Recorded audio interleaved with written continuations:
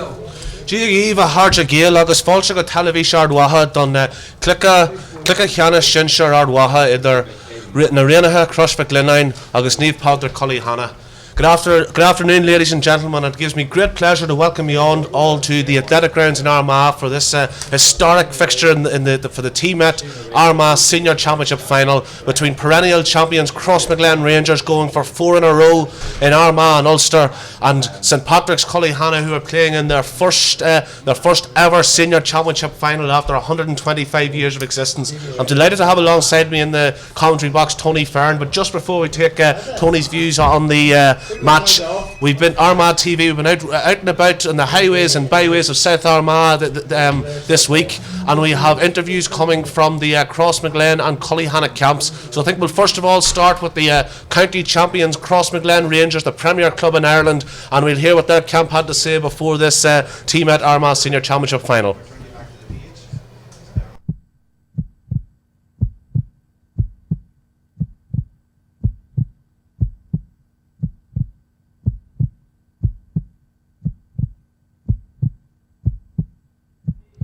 So we're here in Crossmaglen Rangers Club with Johnny Hanratty, one of the members of the squad moving forward towards the county final on Sunday. Johnny, thanks for having a word with us firstly.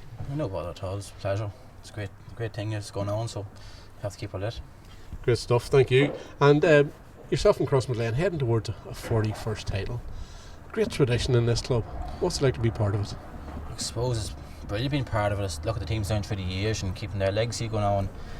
You follow the footsteps of your idols there, like Ashton and Tony McIntyre, John McIntyre, likes of them boys, and JD and Francie, following them. You grow up watching them boys, and so it's playing the same team as them, and then whenever they're all gone, you still carry the mantle on. Maybe the younger boys are looking up to you in the changing rooms, and now I suppose we'll find ourselves in another final another year around, and I suppose we love finals, we love being in them.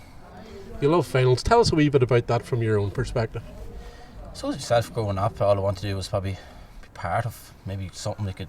I never thought I'd play in the same team as McIntyre or get managed under them or that, but I suppose that probably stood to a lot of us boys. Whenever we grew up, we were lucky enough to break onto the cross team at a young age. We broke on maybe 18, 17, 18, 19, a lot of us boys, and I suppose we got 4 or 5 good years whenever the boys were still going, and I suppose that stood to us.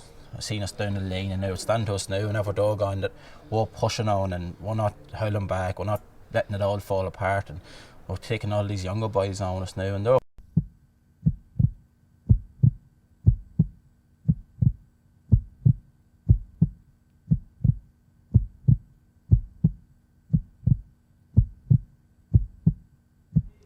So we're here in Crossmaglen Rangers Club with Johnny Hanratty, one of the members of the squad moving forward towards the county final on Sunday. Johnny, thanks for having a word with us firstly. no bother at all, it's a pleasure. It's a great thing that's going on, so you have to keep it lit. Great stuff, thank you. And yourself and Crossmaglen heading towards a 41st title. Great tradition in this club. What's it like to be part of it? I suppose it's brilliant being part of it. Look at the teams down through the years and keeping their legacy going on. You follow the footsteps of your idols there, like Ashton and Tony McIntyre, John McIntyre, likes of them boys, and JD and Francie, following them. You grow up watching them boys, and so it's playing the same team as them, and then whenever they're all gone, you still carry the mantle on. Maybe the younger boys are looking up to you in the changing rooms, and now I suppose we'll find ourselves in another final another year around, and I suppose we love finals, we love being in them. You love finals. Tell us a wee bit about that from your own perspective. I suppose myself growing up, all I wanted to do was probably part of maybe something they could. I never thought I'd play in the same team as McIntyre or get managed under them or that, but I suppose that probably stood to a lot of us boys. Whenever we grew up, we were lucky enough to break onto the cross team at a young age. We broke on maybe 18, 17, 18, 19, a lot of us boys, and I suppose we got 4 or 5 good years whenever the boys were still going, and I suppose that stood to us. I've seen us down the lane, and now it's standing to us now whenever they're gone that we're pushing on and we're not howling back, we're not letting it all fall apart, and we're taking all these younger boys on us now, and they're kind of pushing on a wee bit too, and they're fighting for the spot, so hopefully someday they'll be pushing me out. And what's the crack like in the town in the lead up to the game then? Oh, it's great to lead up to the game. Like over this last lucky years, I suppose the town, the community, we've been very lucky. We shortened winter for them. Like that's people who see meet people learning to come from Mass or going down the town, and they'd be saying you short in winter, and it's the great, you don't find the winter at all, and old people in the house, they get out of the house to come to watch us playing football. So hopefully now after Sunday we can get over to Cullyhanna and push on and maybe give Ulster a rattle again. And you've had 2 challenging games to get here this year in terms of Pearse Hogan and League Champions Mattery. So tell us a wee bit about how those games went for you. The games are okay. I suppose the Oaks game, I don't know, I thought Oaks was going to be stronger this year. I don't know what happened. Maybe did a bad, I don't know, warm up to the game or whatever, but I suppose we kind of took a foot off the pedal last 10 minutes in that game. We could easily beat them more, but saying that, they had got a couple of goals at the start of the game. Them first 10 minutes that they had a lot of pressure on us that it could have been different, but no, the Oaks game wasn't really too bad. The Marhy game, I suppose I took them back in it myself 5 minutes before half time, giving away silly wee frees and things that I learned from myself with discipline and that. And yeah, the Marhy game was done. We fought well and we played well and we got over the line. I suppose they are the strongest challenge of the 2 we thought the year, so it's good to get over and get into the final. And the wee derby game on Sunday then? Yeah, it's great. Love it. Love it. It's great for the college community, a bit of slagging among each other and that, and be friendly old banter with the whole lot. And I suppose Cullyhanna's only 2 or 3 miles down the road, and so they'll be looking to give as good as they're going to get, and so it'll be a good game in the day, and you never know, it could go either way. And they'll provide quite a challenge to you then on Sunday, I'm sure. They will, yeah. They'll be up for it so well like any other team. So they're in the final. They're not in the final to just to walk over and roll down and let us trample all over them. They'll be mad for it. Sure. I think it's their first ever final, so I think you expect big things from them. So hopefully we'll have to just tame them a wee bit. Well, best of luck on Sunday, Johnny, and I hope it's a great day out for all of the Gaels in Armagh. Yeah. So we're here in Crossmaglen with Crossmaglen Rangers manager Joe Kernan. Joe, thanks for giving us a few words this evening firstly. No, delighted that we're in the final in the first place, and delighted to have you here in Crossmaglen. Thanks very much, Joe. Looking back on for yourself, Joe, firstly, you managed the Crossmaglen Rangers previously. Your first county final as manager, if I'm right, was in 1996. So what sort of changes are there for you, not to compare the teams, but for you in terms of how you go about preparing a county final team to then? Well, I suppose then, way back in 96, I actually took over the team in 93, 20 years to the year, so that's a long time. I didn't think I'd be back at this position, but I am, and I'm delighted to be back. But 20 years ago, we hadn't a great record. We won the odd county title, but we hadn't won anything for 10 years, so everything was fairly new, and the bunch of boys that I had at that time was all very young. I think there was 11 under 21s on the team, so, you know, and Baby Oshin, John and Tony, Francie, Gavin, Colin O'Neill, all those boys, Cahill Short. So it was a whole new team. So there was an excitement about the club at the time for the simple fact of getting to a final, and we hadn't been there or won a title in 10 years. So this is a wee bit different. We've had a great journey this last 17 years, and certainly people say, you know, how do we keep doing it? It amazes me that these boys still have the hunger. You know, you can have all the ability you want if you don't have the hunger, and certainly year after year these boys keep producing it. We lose players every year. More players come in, more players stand up to be the leaders, and we have a new batch of boys in again now, and we've lost boys through injuries and different things, but you know, the players who are asked on keep performing, and that is the secret, to keep performing. I suppose there's a hunger within the community this week as well. What's the spirit like in Crossmaglen in the run up to yet another county final? Okay, you see a lot of people whispering in doorways, and there's a bit of banter going on, all right, and then you go out the road and the flags are all the way down the road outside Newton from Cullyhanna, so it certainly is different, and because it's a local team again, this time, you know, it adds that wee bit more spice to it. So what sort of spice is it? What's the rivalry like between yourselves and St Patrick's down the road? Well, it's always been good. You know, over this last 8 or 10 years, you know, only 2 or 3 years ago out in Silverbridge, we were lucky to get away with a draw, and then we won the replay, and that went down to the last 10 minutes. So, you know, the rivalry's been good. They keep trying to catch us, and we keep just sneaking away, and I hope that continues to Sunday. So what sort of a game are you expecting on Sunday then? Well, the way we play it, you know, Cross always want to play an open game. They want to move the ball fast. Cullyhanna the last day, you know, didn't play well the first half, but the second half they came out all guns blazing, and you know, it was pure hunger and determination got them into the game, and they got a few great scores. Tasker scored a great goal near the end of the game, which turned the game, and Cullyhanna believed they could win it then, and they did enough on the day to win. So, you know, both teams are there in merit. You know, Cullyhanna had a tight against White Cross. and come through. So they deserve to be there and we deserve to be there. We played fairly well in the 2 games we played, so both teams are there in merit, and it's the old saying, whoever performs on the day, I'd like to think we have enough in experience and hunger too to just do enough to win. And Joe, thanks very much for having a word with us this evening. I appreciate your time.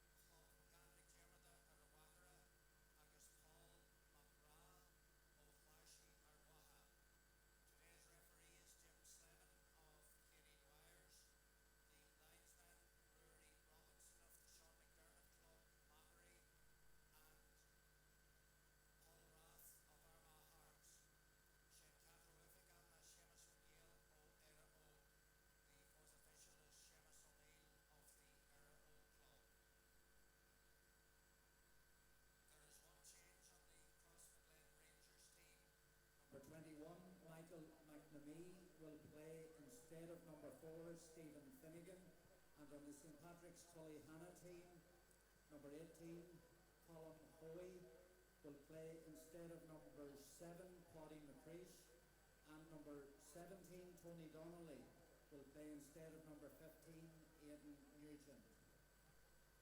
But in Rainy-Matrusha, the Crossmaglen Rangers team, Everhian, number 1, Paul Hanratty, Paul Hanratty. Everdaw, number 2, Paul O'Hay, Paul Hughes. Evertree, number 3, Paul McOwen, Paul McCone. Everfihahian, number 21, Michael McNamee, Michael McNamee. Fáilte arás a Harja agus Tásúla an Dachny and Shiv and Agalul Joe Kernan. I hope that you enjoyed that interview with Big Joe Kernan, manager of the Crossmaglen Rangers team. Unfortunately, we didn't have time. Things overran a little with the minor match. We weren't able to get in the interviews from Cullyhanna. But what we are going to do as a special bonus for half time, we are going to. We're going to show those at half time, and I don't want to spoil the surprise quite yet, but just to let the viewers know that you will be treated to the sight of a clergyman in a very unusual hat, and I'll say no more on that because I don't want to ruin the surprise for viewers. But of course, we'd like to thank you all for joining us here on Armagh TV, donating your £1 and playing your own part in your homes wherever you are, whether it's Annachmore, Adelaide, Ballymacnab or Barbados, and we're delighted to have you along, and we hope that you enjoy what is the showpiece of club football in Armagh. And of course we have an historic final here. St Pat's Cullyhanna in their first ever final, playing Crossmaglen, who are seasoned and veteran campaigners at this level. They've won 16 of the last 17 Armagh championships, and Tony, this is something to really look forward to, isn't it? It is indeed, Paddy. I was just thinking there, if you looked at the stats, believe it or not, this is the 111th Armagh final. Crossmaglen have contested 57 of those, whereas it's Cullyhanna's first final. Crossmaglen won the title 40 times. Cullyhanna is still looking for their first win, but factor in the fact that they're both neighbouring parishes. The last time they met in the championship, 2010, it was a draw the first match, and Crossmaglen only got home by a point. And I noticed Cullyhanna have 11 or 12 survivors from that game. So, as you say, an intriguing contest in prospect. Yes, well, I mean that first game, the drawn match in Silverbridge in 2010, it was an absolute classic of a game. One of those topsy-turvy matches. Crossmaglen led by 5 points. Robbie Tasker struck with 2 goals at the start of the second half before getting the line. Robbie had scored 2-4 in 35 minutes. He was sent off. Jamie Clark was sent off. It swayed. It swings and roundabouts. We didn't know which way it was going to go. It ended up with a draw. Again in the replay, Cullyhanna had plenty of opportunities, but Crossmaglen did what they do so often. They found a way to win. They won by a point, and it's taken a couple of years for Cullyhanna to get back to that level again. But they're here in their first final, and I know that they are absolutely determined to do more than their best. They're not here to put on a performance. They are here to win this match, and they're determined to do so. And Tony, with a bit of team news, you maybe want to take the viewers through that. Yes, well, there's a couple of changes on the Cullyhanna team from that listed earlier in the week in the press, etc. In for number 7, Paddy McCrease, comes number 18, Colm Hoy, and then at left full forward for Aidan Nugent comes number 17, Tony Donnelly. So I'll just run through the teams, Paddy. In goal for Cullyhanna, Conor O'Neill. Full back line, number 2, Kieran McCooey. Number 3, Gary McCooey. Number 4, Mickey Murray. Half back line, number 5, Stephen Reel. Number 6, Sean Connell. And number 18, Colm Hoy. In the middle of the field, the Armagh County captain, Kieran McKeever, number 8. Number 9, Barry McConville. Half forward line, Liam O'Hare. Number 11, Robbie Tasker. Number 12, Eugene Casey. And the full forward line reads number 13, Pierce Casey. Number 14, Malachy Mackin. And number 17, Tony Donnelly. There's also one change on the Crossmaglen team. Number 21, Michael McNamee, comes in at left full back for number 4, Stephen Finnegan. So the cross team reads number 1, Paul Harty, looking for, would you believe, a 17th championship medal today. Number 2, Paul Hughes. Number 3, Paul McKeown. Number 21, Michael McNamee. The half-back line, number 5, Aaron Kernan. Number 6, Garvin Carr. Number 7, Donny O'Callaghan. In the middle of the field with number 8, Johnny Hanratty. Number 9, Tony Kernan, the captain. Half forward line, number 10, Aaron Cunningham. Number 11, Stephen Kernan. Number 12, Martin Ahern. And full forward line, number 13, Kyle Brennan. Number 14, Kyle Carr. And number 15, Colm Comiskey. So we're less than 2 minutes away, Paddy, from the anthem and the sense of anticipation building. Yeah, and Cullyhanna, they've waited 125 years for this day, and the throw-in's going to be very soon, but there's so much build-up, throughout the parish of Lower Creggan. The place has gone red, black and amber up mad. When you look out, you can see the flags. There's been consignments, there's car flags, pom-poms, headbands, anything that you can see, car stickers, you name it. It's been in the Cullyhanna colours this week, and it's been proudly displayed. And but I know Tony, that from the players' point of view, they've been, and the manager's been very keen that they stay away from that. The build-up's for the supporters. Everybody enjoyed it. Everybody's delighted to be there. But it's going to be vital that Cullyhanna retain their composure in the early stages. Just a word on the changes. First of all, Stephen Finnegan. I understand that Stephen was perhaps out of the country during the week, so I don't think it's a huge surprise that Mickey McNamee's in there. Of course, we know that Mickey McNamee won't be playing in cornerback. Perhaps it'll be Martin Ahern who will perhaps drop into the cornerback slot. But we'll just pause now for a round of in.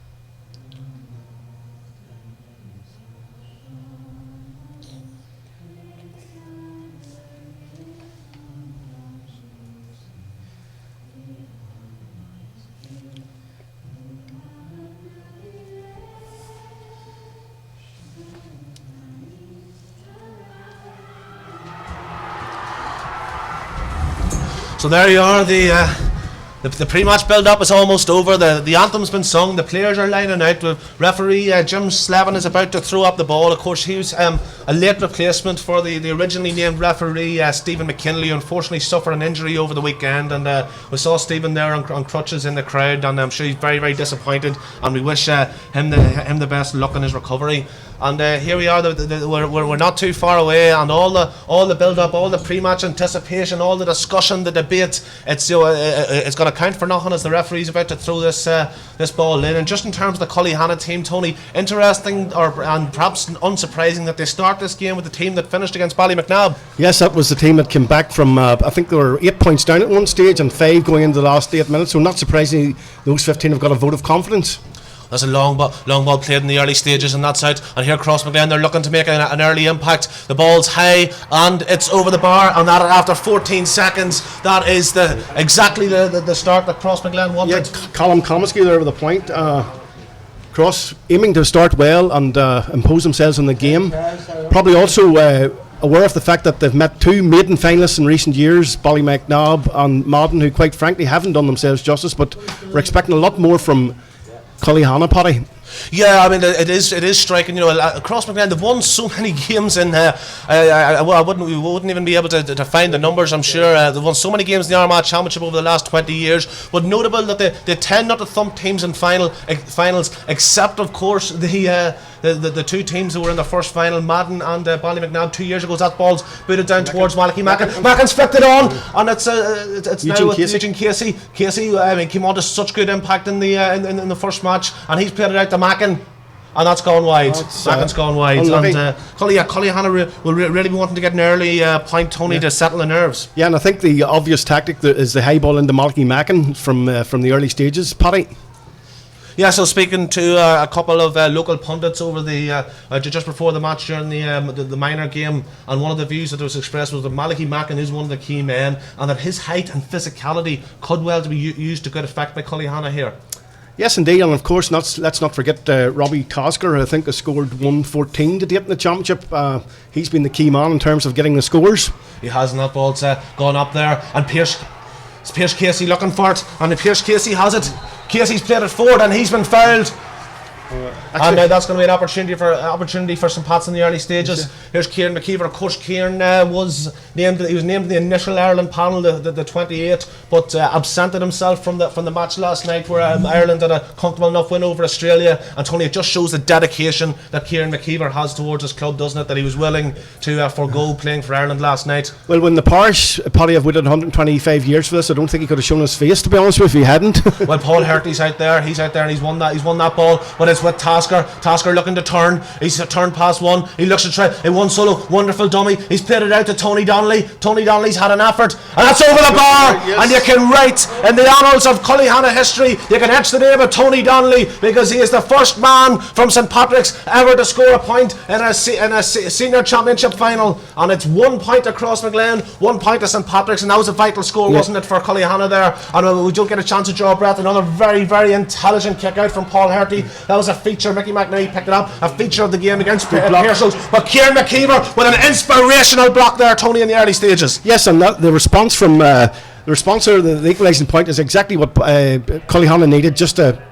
keep Crossmaglen in check and not let them build up any head of steam whatsoever. There's Gary McHugh. He's got 3 in his back. I suspect that he's going to play out around the half-back line. I think Colm Hu is scheduled to play in full-back. And here's now Liam O'Hare. Mickey Murray had shipped a heavy tackle there. O'Hare again. O'Hare's played it out now to Pierce Casey. Pierce Casey's pumped it forward in the general direction of Robbie Tasker. Robbie won't be able to get to that one, and that's got drifted out over on the terrace side. A fantastic crowd here in the Athletic Grounds, Tony. I believe that it was a few minutes ago, it was 8,000 people and still counting. Yeah, absolutely fantastic. Must be the biggest crowd at a sporting fixture in Ulster this weekend, I would say, Paddy. But fair play to Cullyhanna, absolutely no signs of nerves. They've settled well into the game immediately, and that's what we want to see. Yeah, well, I mean, this is a team that they haven't. I know they haven't allowed the build up to get them. It'd be so easy to get caught up in the buzz around the parish, but they have been very single-minded. They didn't, they didn't train all winter to get to final, and maybe run Crossmaglen to a few points, get a few claps in the back, and be told what a great fella you are. They are here to win, and they're determined, and they are focused. Yes. And just just of course, there are plenty of people throughout the world that are focused on Armagh TV at the moment, and would encourage them, Tony, of course, to get the comments in. Yes, by all means, interact with the programme. That's what it's all about. It improves the enjoyment for ourselves. And I think Arlene Finnegan and Teresa Quinn tuned in today from Calgary in Canada and supporting Crossmaglen, so you're very welcome. And with Michael, Karen, Cassie and Dara McShane all watching the game in Melbourne, Australia. Hello from Ma and Leanne, is it? Anyway, enjoy yourselves. It's been a promising start to this Armagh Senior Championship final. It's Aaron Kernan on the ball here with the free kick. And he's played that to Danny O'Callaghan. O'Callaghan seemed to drop the gloves actually just before the ball arrived. It's good to see the weather's improved a bit, Tony. That should help the quality of football here. It was atrocious earlier on, but thankfully it's dried up for the finals because we don't want any conditions to impair the game. And Stephen Kernan has been robbed there. Kieran McKeever's made a superb start to this match. McConville's played it down to Tasker. Tasker, you can hear the buzz from the crowd whenever Tasker gets onto the ball, and he's there. But he's played that to Liam O'Hare. Liam O'Hare's played a long ball towards Malachy Macken. Wasn't the most wonderful quality, but Malachy rose high. Luckily, he was getting perhaps a small push in the back, and the referee didn't believe so. And it's with Crossmaglen, and they build here through Aaron Cunningham. Cunningham's played the ball long there over into the corner. But yes, I think that was a foul. That was a foul by number 5, Stephen Reel, and an opportunity here for Crossmaglen, Tony. Yeah, and Malachy has won the first couple of balls pumped into him. The problem there's been very little support from Cullyhanna coming forward, but it is encouraging he's winning the ball, and the players just need to get up and support him, Paddy. Yeah, well, I mean, they do seem to be playing the three-man full forward line. Robbie Tasker seems to be playing corner forward in the early stage. He's wearing 11. Here's an opportunity now. I think is that Tony Kernan over the far side taking that one. Yes, indeed. Tony hoping to emulate his brother Aaron and Stephen in leading Crossmaglen to an Armagh senior title. And that one's gone wide. Just off target there. So good brisk start from both teams. As in neither team showing any sign of nerves, and that's what we want to see. Both teams playing to their full potential and giving it all they've got. Yes, this certainly has the potential for to be a classic, Tony. But there's so much the debate before the match has been the feeling that Cullyhanna need to get a great start. I'm not sure necessarily buy into that because, of course, in the last game the team at Armagh Senior Championship the Crossmaglen played in, they actually frittered away a 6-point lead. They were level at half time. So the fact that they'd gone into an early advantage against Mahari wasn't necessarily determinative, and that's. Kieran McCooey, he's played it. Hanratty's held him a little there, but the ball's been played to Tony Donnelly, and Tony Donnelly to Sean Connell. Here comes Sean Connell. He's kicked that. Oh, that's a poor effort. It just came off the wrong side of the foot there, Tony. That was a good opportunity for St Patrick's to take an early lead. And Joe Kernan looking in front of us, Tony. He's not one bit happy at the moment. Yeah, I'm afraid Sean took the wrong option there. He had Tony Donnelly just to his left in space. That probably would have been the better option. But as I say, early days yet, Paddy. A very encouraging start from Cullyhanna. Yeah, well, I mean, they've stuck with Cross now for the first 7 minutes, but unfortunately, it's not just the first 7 minutes. They have to stick with Cross. They're going to have to do it for 60 or more. And here is Mickey McNamee. Played so many games for Cross over the years. Has always one of Cross's greatest attributes is the strength that they have from the bench. Although Cullyhanna this year probably changed from previous years. They have a good deep squad, and the three lads who started the semi-final will be raring to go if they get the opportunity today from the bench. And ball's played out here, and that's as far as Hanratty. Johnny Hanratty with the effort, and that's gone wide. A couple of wides from Cross in the early stages, Tony. Yeah, 2 wides from Cross, Johnny Hanratty and Tony Kernan. Uncharacteristic, but perhaps indicative of the sort of pressure that the Cullyhanna defenders are putting on them, Paddy. Wow. Yes, Tony, and this is a derby match. When there's so many other bloodlines and family ties and friendships and marriages and what going across the parish battles today. In one particular story, there was quite a touching story. It was Tom Rush, who I was speaking to in Cullyhanna last night. He played for Crossmaglen in the minor final in 1970. They were beaten by Cullyhanna. That was Cullyhanna's first ever minor championship victory. Tom then came on for Crossmaglen in the senior final, won a senior medal that day for Crossmaglen. A few years later, he moved to Cullyhanna, played lots of football for Cullyhanna, and he's actually in memory of a great friend of his. I'll just finish that story soon because it looked like Robbie Tasker had the opportunity. He has the ball now, and Robbie Tasker has played that one wide. That'll be disappointing. That was a good opportunity. It was a good opportunity there for Tasker. Good effort, but just like the Crossmaglen forwards, just hasn't quite found the range as yet. But promising, still very, very promising. Yes, and just maybe to finish the Tom Rush story that I had started.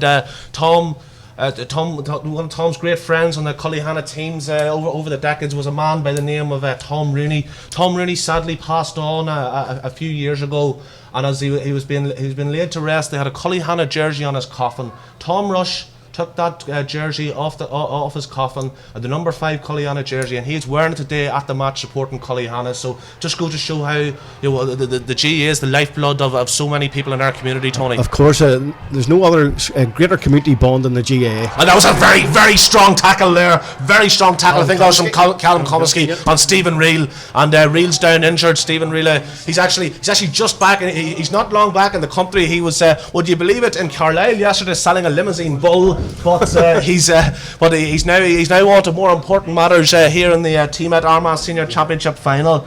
And I'd just like to give out a shout out to Jim Lucky and Eamon and Dominic Morton, cousins of Magella McKeever, who no doubt will be supporting Magella's son Kieran, as Kieran looks like he's going to take that free kick. And don't forget, folks, to get the comments in in Twitter at Armagh_GAA, the Armagh-GAA Facebook page, and just Tony's going to we'll maybe not just go through any comments just a moment as Kieran McKeever kicks that. Kilcoo lead Burn, by the way, by 2 points in the down final. As here in Armagh, the athletic grounds, is Kieran McKeever's about 45 metres from goal. He's still going strong, and looked like he might have been fouled, but perhaps not. Daniel Callan, I think, has picked that one up, and that's going over to Aaron Cunningham. Cunningham's played the ball down the line, and Colm Hughes out, I think, to try to get that one, and Crossmaglen looked to build. That's a very dangerous ball that's been played, but it's going to be cut out by Stephen Reel. There he is. Stephen's done exceptionally well there. He shipped a heavy tackle, but he's back up, but he's in a little bit of trouble. I think there Kyle Carr has him in trouble, but Reel's managed to emerge safely, and still Cullyhanna struggling to get rid of possession. But here comes Colm Hoey's been injured for so much of the year, really, actually, since he did his cruciate against Crossmaglen, a league match last June, and really he's only getting back to full fitness now. And number 17 there, that was Tony Donnelly. Tony Donnelly seems to be playing in a fairly withdrawn role.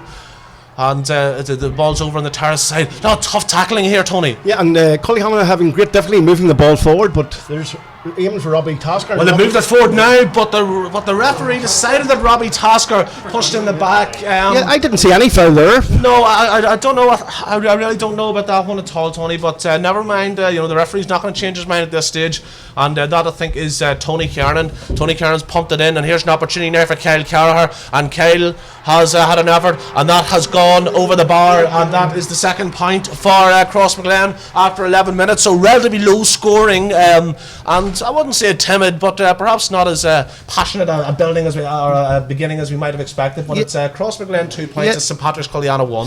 Still playing at a fairly hectic pace, Paddy. Just Brandy McKeown, our colleague from Turnogue on Armagh TV, is tuned in out in New York. Hello, Brenton. And C. McNaughton is out in London, but he feels like he's back at home as he's tuned into the Armagh Senior Final. We'll keep tuned in, and you're very welcome. Fiona Broadley, she's enjoying the game today, and thanks to Armagh TV for a great service. And Sinead Farrell also tuned in to the coverage today, and she says, come on the Rangers. And she'll be happy now at the moment as Crossmaglen attacking. Kieran McKeever went in there strongly there. Mickey McNamee started that move. He's played it off to Carraher, and Carraher's tapped it over the bar, and Kyle Carraher's causing Cullyhanna trouble here in the early stages. Yeah, second point in a minute. It's put a wee bit of space between the teams, 3 points to 1, but still nothing to get worried about yet. Yes, but Cullyhanna, they really won't want to let Cross get too far away, Tony. No, and I don't think there's, certainly in the evidence of the opening 12 minutes, I don't think there's any danger of that. They're staying well in the game, and perhaps just need to get a few scores on the board now. Yeah, kicked out there towards Barry McConville. Barry, I don't think he's been in the game yet, but he's knocked it down very effectively there to Gary McHugh, but unfortunately it looks the Cullyhanna have spilt that ball over the sideline. But no, in fact, the linesman seems to be suggesting it's a Cullyhanna ball. I thought myself it was probably going to be a Crossmaglen side down, but difficult for us to see. This is the far side, over the terrace side of the pitch. Difficult for us, and the linesman was perfectly placed just within a couple of yards of the incident. So yeah, and he was absolutely adamant that it was a Cullyhanna ball, and Gary McHugh has played it up as far as Eugene Casey, but Crossmaglen are able to emerge, and Crossmaglen's starting to get into the ascendancy at the moment. Tony. Yeah, just having a wee bit of a spell, but that will happen for both teams. Both will have their periods of dominance or territorial advantage, but still only 2 points on it. Oh, yes, plenty. Oh, that's a bad ball, though. That's a bad ball. Cullyhanna had the opportunity to get that clear, but they haven't taken it. And it's Crossmaglen here, but 45 metres from goal. They're going backwards at the moment, but Stephen Kernan looked down that. He's played a direct ball in, but that'll drift harmlessly over the end line. Yeah, Paddy, just checking the stats, it's hard to believe it's 31 years. You have to go way back to 1982 since Crossmaglen last tasted defeat in an Armagh Senior Championship final. I think that was the year E.T. phoned home to get the result. Yeah, well, I mean, interestingly, it's actually even longer since St Patrick's Cullyhanna lost the championship final, though. Of course, it wasn't where we were in the Cullyhanna are in finals with neither the regularity nor indeed in the same grade as Crossmaglen. But of course, interesting, two teams that have tended to do well in finals over the years. But yeah, here's Kyle Carraher. He's on the ball. He's been causing a lot of trouble in the early stages. Kieran McCreary tries to get done, but now here's an opportunity. I think that's Stephen Kernan, and there's a man on the overlap, and that was a fantastic block there. I think that was Stephen Reilly who got the block in there, and that real Crossmaglen looked like they were very dangerous, and that's an effort there from Mickey McNamee, and that stayed in. That stayed in, and I think that's Callum Comiskey. I think I put that one over the bar. Yes, Callum Comiskey. Cullyhanna could easily have conceded the goal here, but certainly in the early stages with the knocks he's taking, the blocks he's making, Stephen Reilly thinks shows he's equally as strong as that bull he sold yesterday. Yes, absolutely, Tony. And that's 2 points from Comiskey so far, 2 points from Kyle Carraher, and Cullyhanna will be looking to get a score fairly soon. I see Joe Kernan deep in consultation with John Donaldson. Of course, John Donaldson, one of the few people. Tom Rush was one I mentioned earlier, but John Donaldson, of course, has played for both of these teams in the past, as Barry McConville jumps up and taps that down, but it's only gone as far as Hanratty. Johnny Hanratty there, he's played it towards Carraher again. Carraher's really out in front in the early stages. He's doing particularly well, and that ball's been played, and it's an opportunity here, and that's been fired over the bar by Kyle Brannan, and really, Tony, it's 5 points to 1, and Cullyhanna get a grip of this game very quickly. Yeah, nippy cross forwards, just getting in front of their men all the time now, and it's something that Cullyhanna will really just have to nip in the bud. They're trailing by 4, they won't want that to extend too far. No, I wonder at this stage, Cullyhanna seem to be playing fairly man for man, and I wonder would there be a sweeper? Yeah, I wonder will a sweeper perhaps be utilised. I see Jody Gormley's down there looking. I wonder will he think about that tactic as the ball's played. Mal Mackin's actually out around midfield, but he hasn't been able to catch that one. That's Stephen Kernan who's got a hold of that one, and he's played a ball there, and if it had been and Conor O'Neill has had that ball blocked down. He tried to fist it over the head of I think it was the other Kernan. I think that was Tony Kernan, but Tony got a hand to it, but wasn't able to deflect it towards goal. It's gone out over the end line, and a bit of a reprieve there for Cullyhanna. Yes, lucky enough to get away with anything, and particularly a wide. We've Bailey Rowland watching the game today alongside Martin down in Newton Hamilton, and John Joe Morgan has tuned into Armagh TV from Cusco, Peru. That's a place I've never heard of. He says he hopes St Pat's do the business today. Yeah, well, I mean, if they're going to do the business, they're going to have to get a grip at midfield, because that's been another clean catch from Crossmaglen, and Crossmaglen really dominating over the last 10 minutes. And here's Mickey McNamee. He's played another accurate ball in there in towards, and that's been flicked on, and I think that's Kernan, and that ball's been blocked again, and it really is desperate stuff here for Cullyhanna in the TMET Armagh Senior Championship final. Opportunity of a point for Crossmaglen, and that ball's gone over the bar, and it's Crossmaglen 6 points, it's Cullyhanna 1 point. That's Callum Comiskey's 3rd point of the game, so just looking slightly ominous now for Cullyhanna. As you said, they need to get a grip of things in midfield. Joe, it's been a long time since they've scored, or a long time since they've launched an attack even. Yeah, I mean, Callum Comiskey, he's probably been one of the quieter players. We've been able to cover all of Crossmaglen's games here on Armagh TV, Tony, this season. And Callum probably one of the quieter forwards, but he's certainly not quiet today. He's causing quite a deal of noise up in that Cullyhanna full forward line. There, Mal Mackin went for that ball, and he's been fouled. Crossmaglen not releasing it, and now it's an opportunity. Aaron Kernan's given that ball back to Mal Mackin, so Mal's played it now towards Eugene Casey over the terrace side. Casey's out. Casey's managed to control that. So Casey trying to use all his trademark strength. He's still on the ball. He's played a decent pass in there to Tasker. What can Tasker do? He's turned inside. He's had a go, and that ball has gone wide, and that's been a couple of wides there from Robbie Tasker in the opening quarter. Just not finding the range, and he's the player I think that Cullyhanna desperately need to start finding the range. Yeah, well, I mean, there's probably been a lot of talk about Robbie in the build-up, but the Cullyhanna know they can't rely on one man. Yes, Robbie's one of the most wonderful players, on showing club football in Armagh, probably further afield. But it's a team effort, and Crossmaglen don't rely on one man, and Cullyhanna can't afford either. But Crossmaglen are certainly relying on some very quality passes into their forward line. Here's Kyle Carraher again.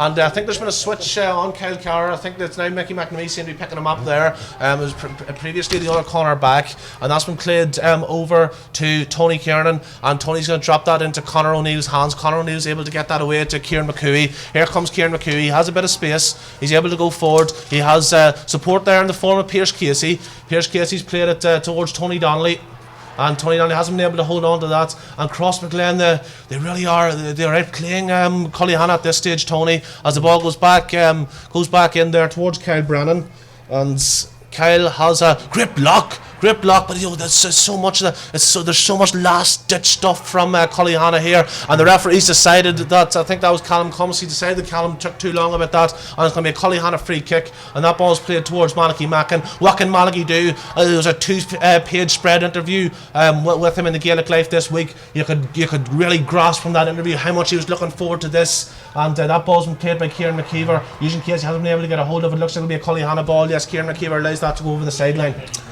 Yeah, I think from Cullyhanna's point of view, I'd rather see Molly up full forward, but he's having to come out to midfield to try and bolster the team in that area. Oh yeah, well, I mean, they had to do something in midfield. I mean, Cross were completely dominating there for long stages. That ball's played 50-50 enough. One's played towards Tony Donnelly. Tony can't pick it up, and here come Crossmaglen. That looks like Aaron Kernan, and that's the ball's played long ball forward.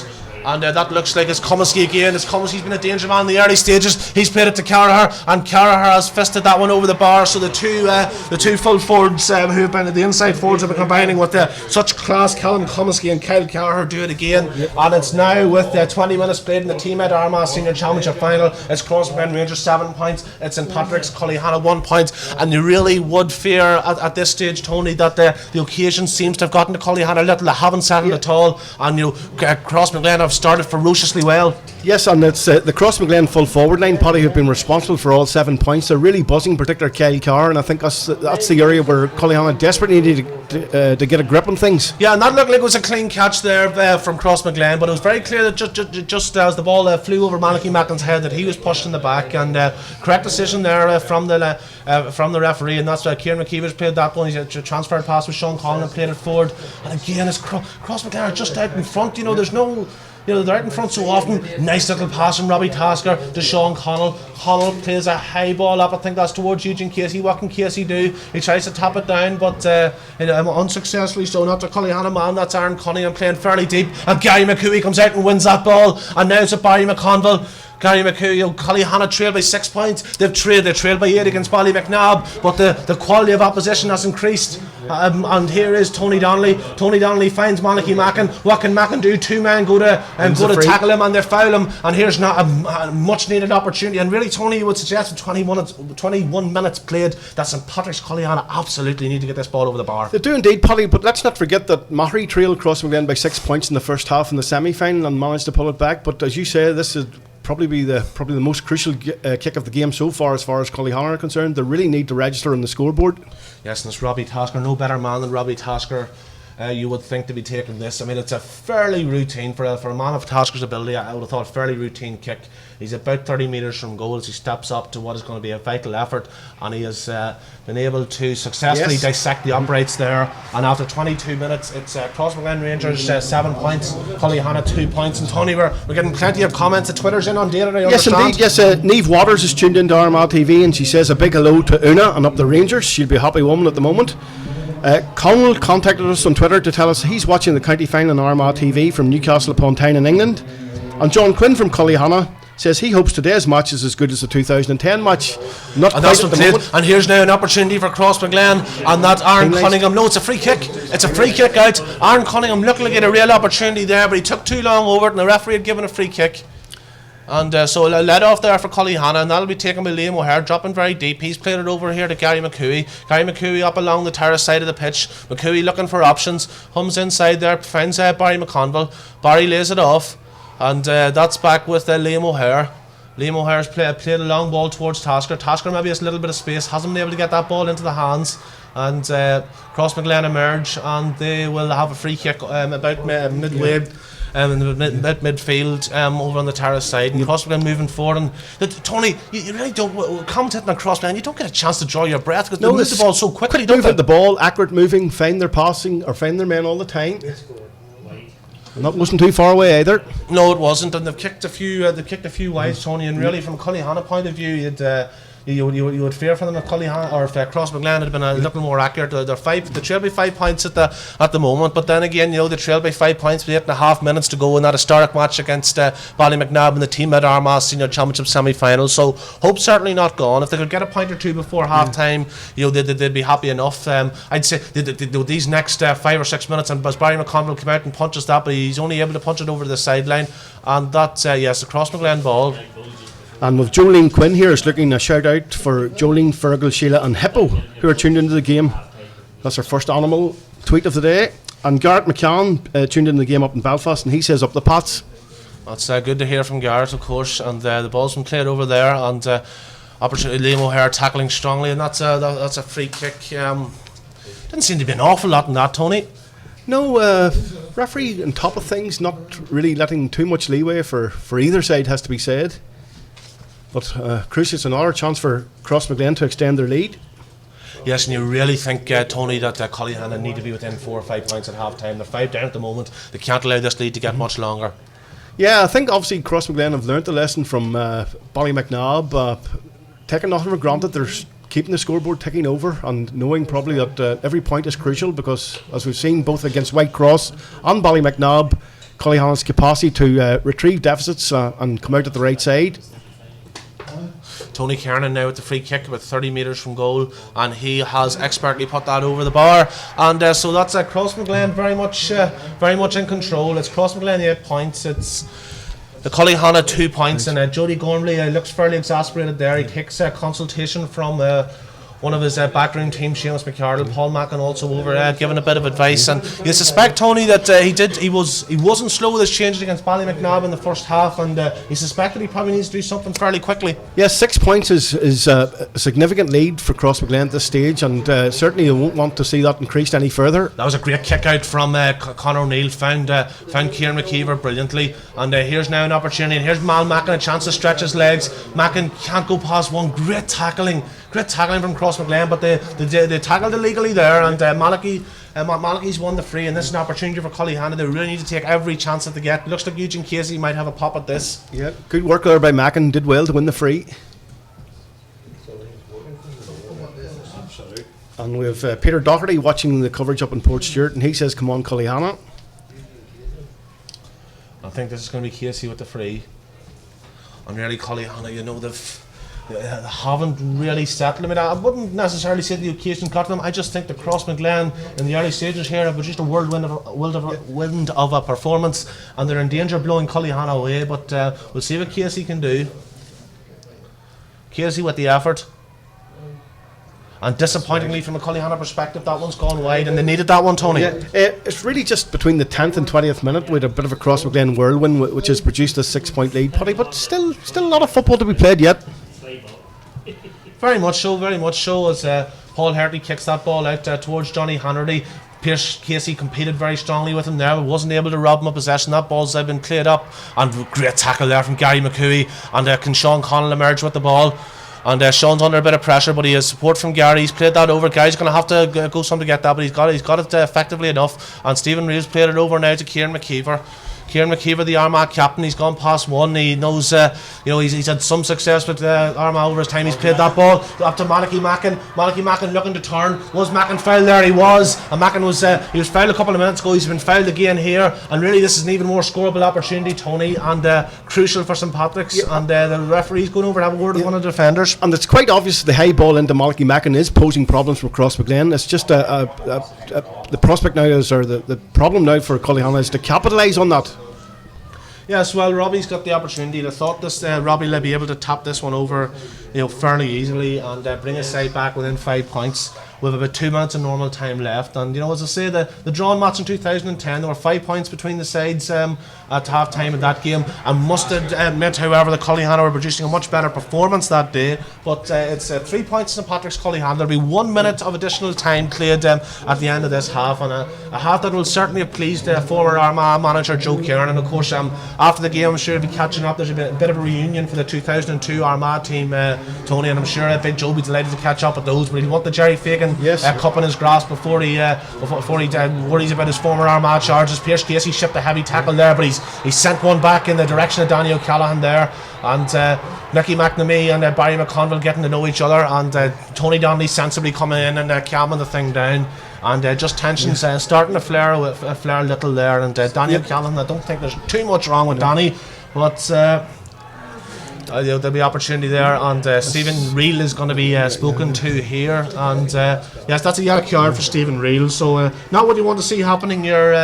Your defenders, particularly when Cullyhanna have been under so much pressure in the first half. But that particular instance just it was a perfect illustration of the pressure Crossmaglen are putting on Cullyhanna when Cullyhanna do win possession. It's absolutely phenomenal. And there's Kyle Brennan with an effort, but that one has drifted wide.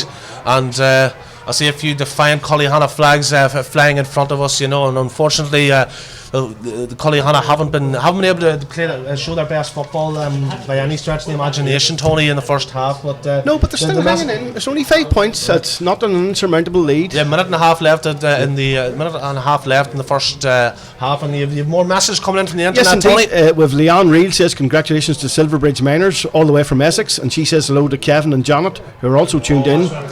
And Peter Doherty is watching the coverage up in Port Stewart, and he says, "Come on, Cullyhanna." Yeah, I think that's the second time we've heard from Peter. Peter, I know Peter well, and I hope he's enjoying the match. And that ball's played out to Kieran McKeever. McKeever finds Liam O'Hare. Liam O'Hare, the oldest man in the Cullyhanna team. He's laid it off to one of his also older contemporaries, Mal Mackin. Mal Mackin's attempted a really difficult shot, probably on his weaker side, and he tried it with the outside of the foot, but that's going wide. And Cullyhanna have missed a couple of opportunities, Tony. I know Cross have as well. Yeah. I mean, you certainly couldn't argue that a 5-point lead is about a fair reflection of the way the game has gone. It probably is, Polly, but fair play to Malky. Hasn't had a go, wasn't an easy chance, so it's all about keeping the head up and keep plugging away. And one man who's kept the head up there is Stephen Reel, and he's played the ball there to Barry McConville. Barry shipped the challenge there, but he's able to get it away to Kieran McKeever. Here comes McKeever. He has the opportunity, but he's screwed that one off his foot, and unfortunately that one's gone wide. And Tony, there was two good opportunities for Cullyhanna, and if they had kicked those over the bar, it'd be 8 points to 5, and we'd be talking about a very different TMET Armagh Senior Championship final. We would indeed. It was a promising move by Kieran. I think he just mishit the shot, but again, Cullyhanna had launched the last couple of attacks. They're staying in there, and that has to be encouraging. Yeah, I mean, certainly the last 10 minutes have given them some hope.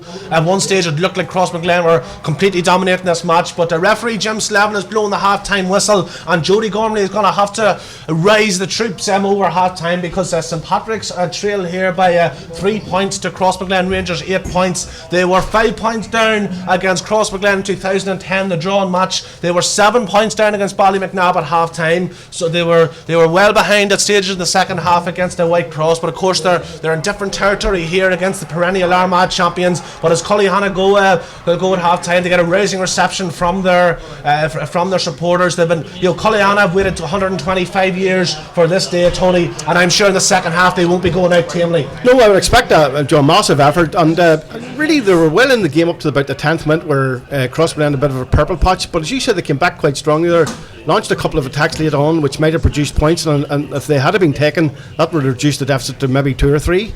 Yeah, well, I mean, look, there's no doubt Crossmaglen have been the better team in the first half, but it's all about what Cullyhanna can do in this second, and whether they can reduce that deficit and really make a game of this TMET Armagh Senior Championship final in front of what is a tremendous crowd in the athletic grounds. And folks, we'll just go back now. We'll switch over. Right, and we'll also have the half-time draw soon. Now we're having the half-time draw, and that's about to take place.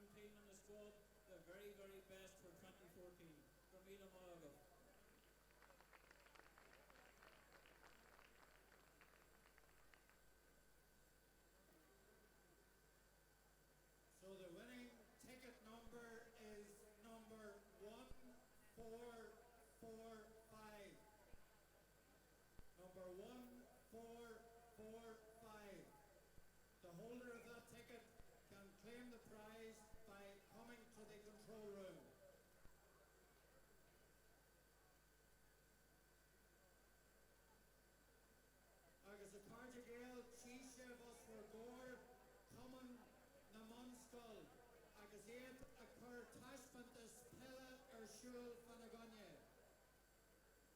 In front of us, the Common Ramon Skull are playing an exhibition game.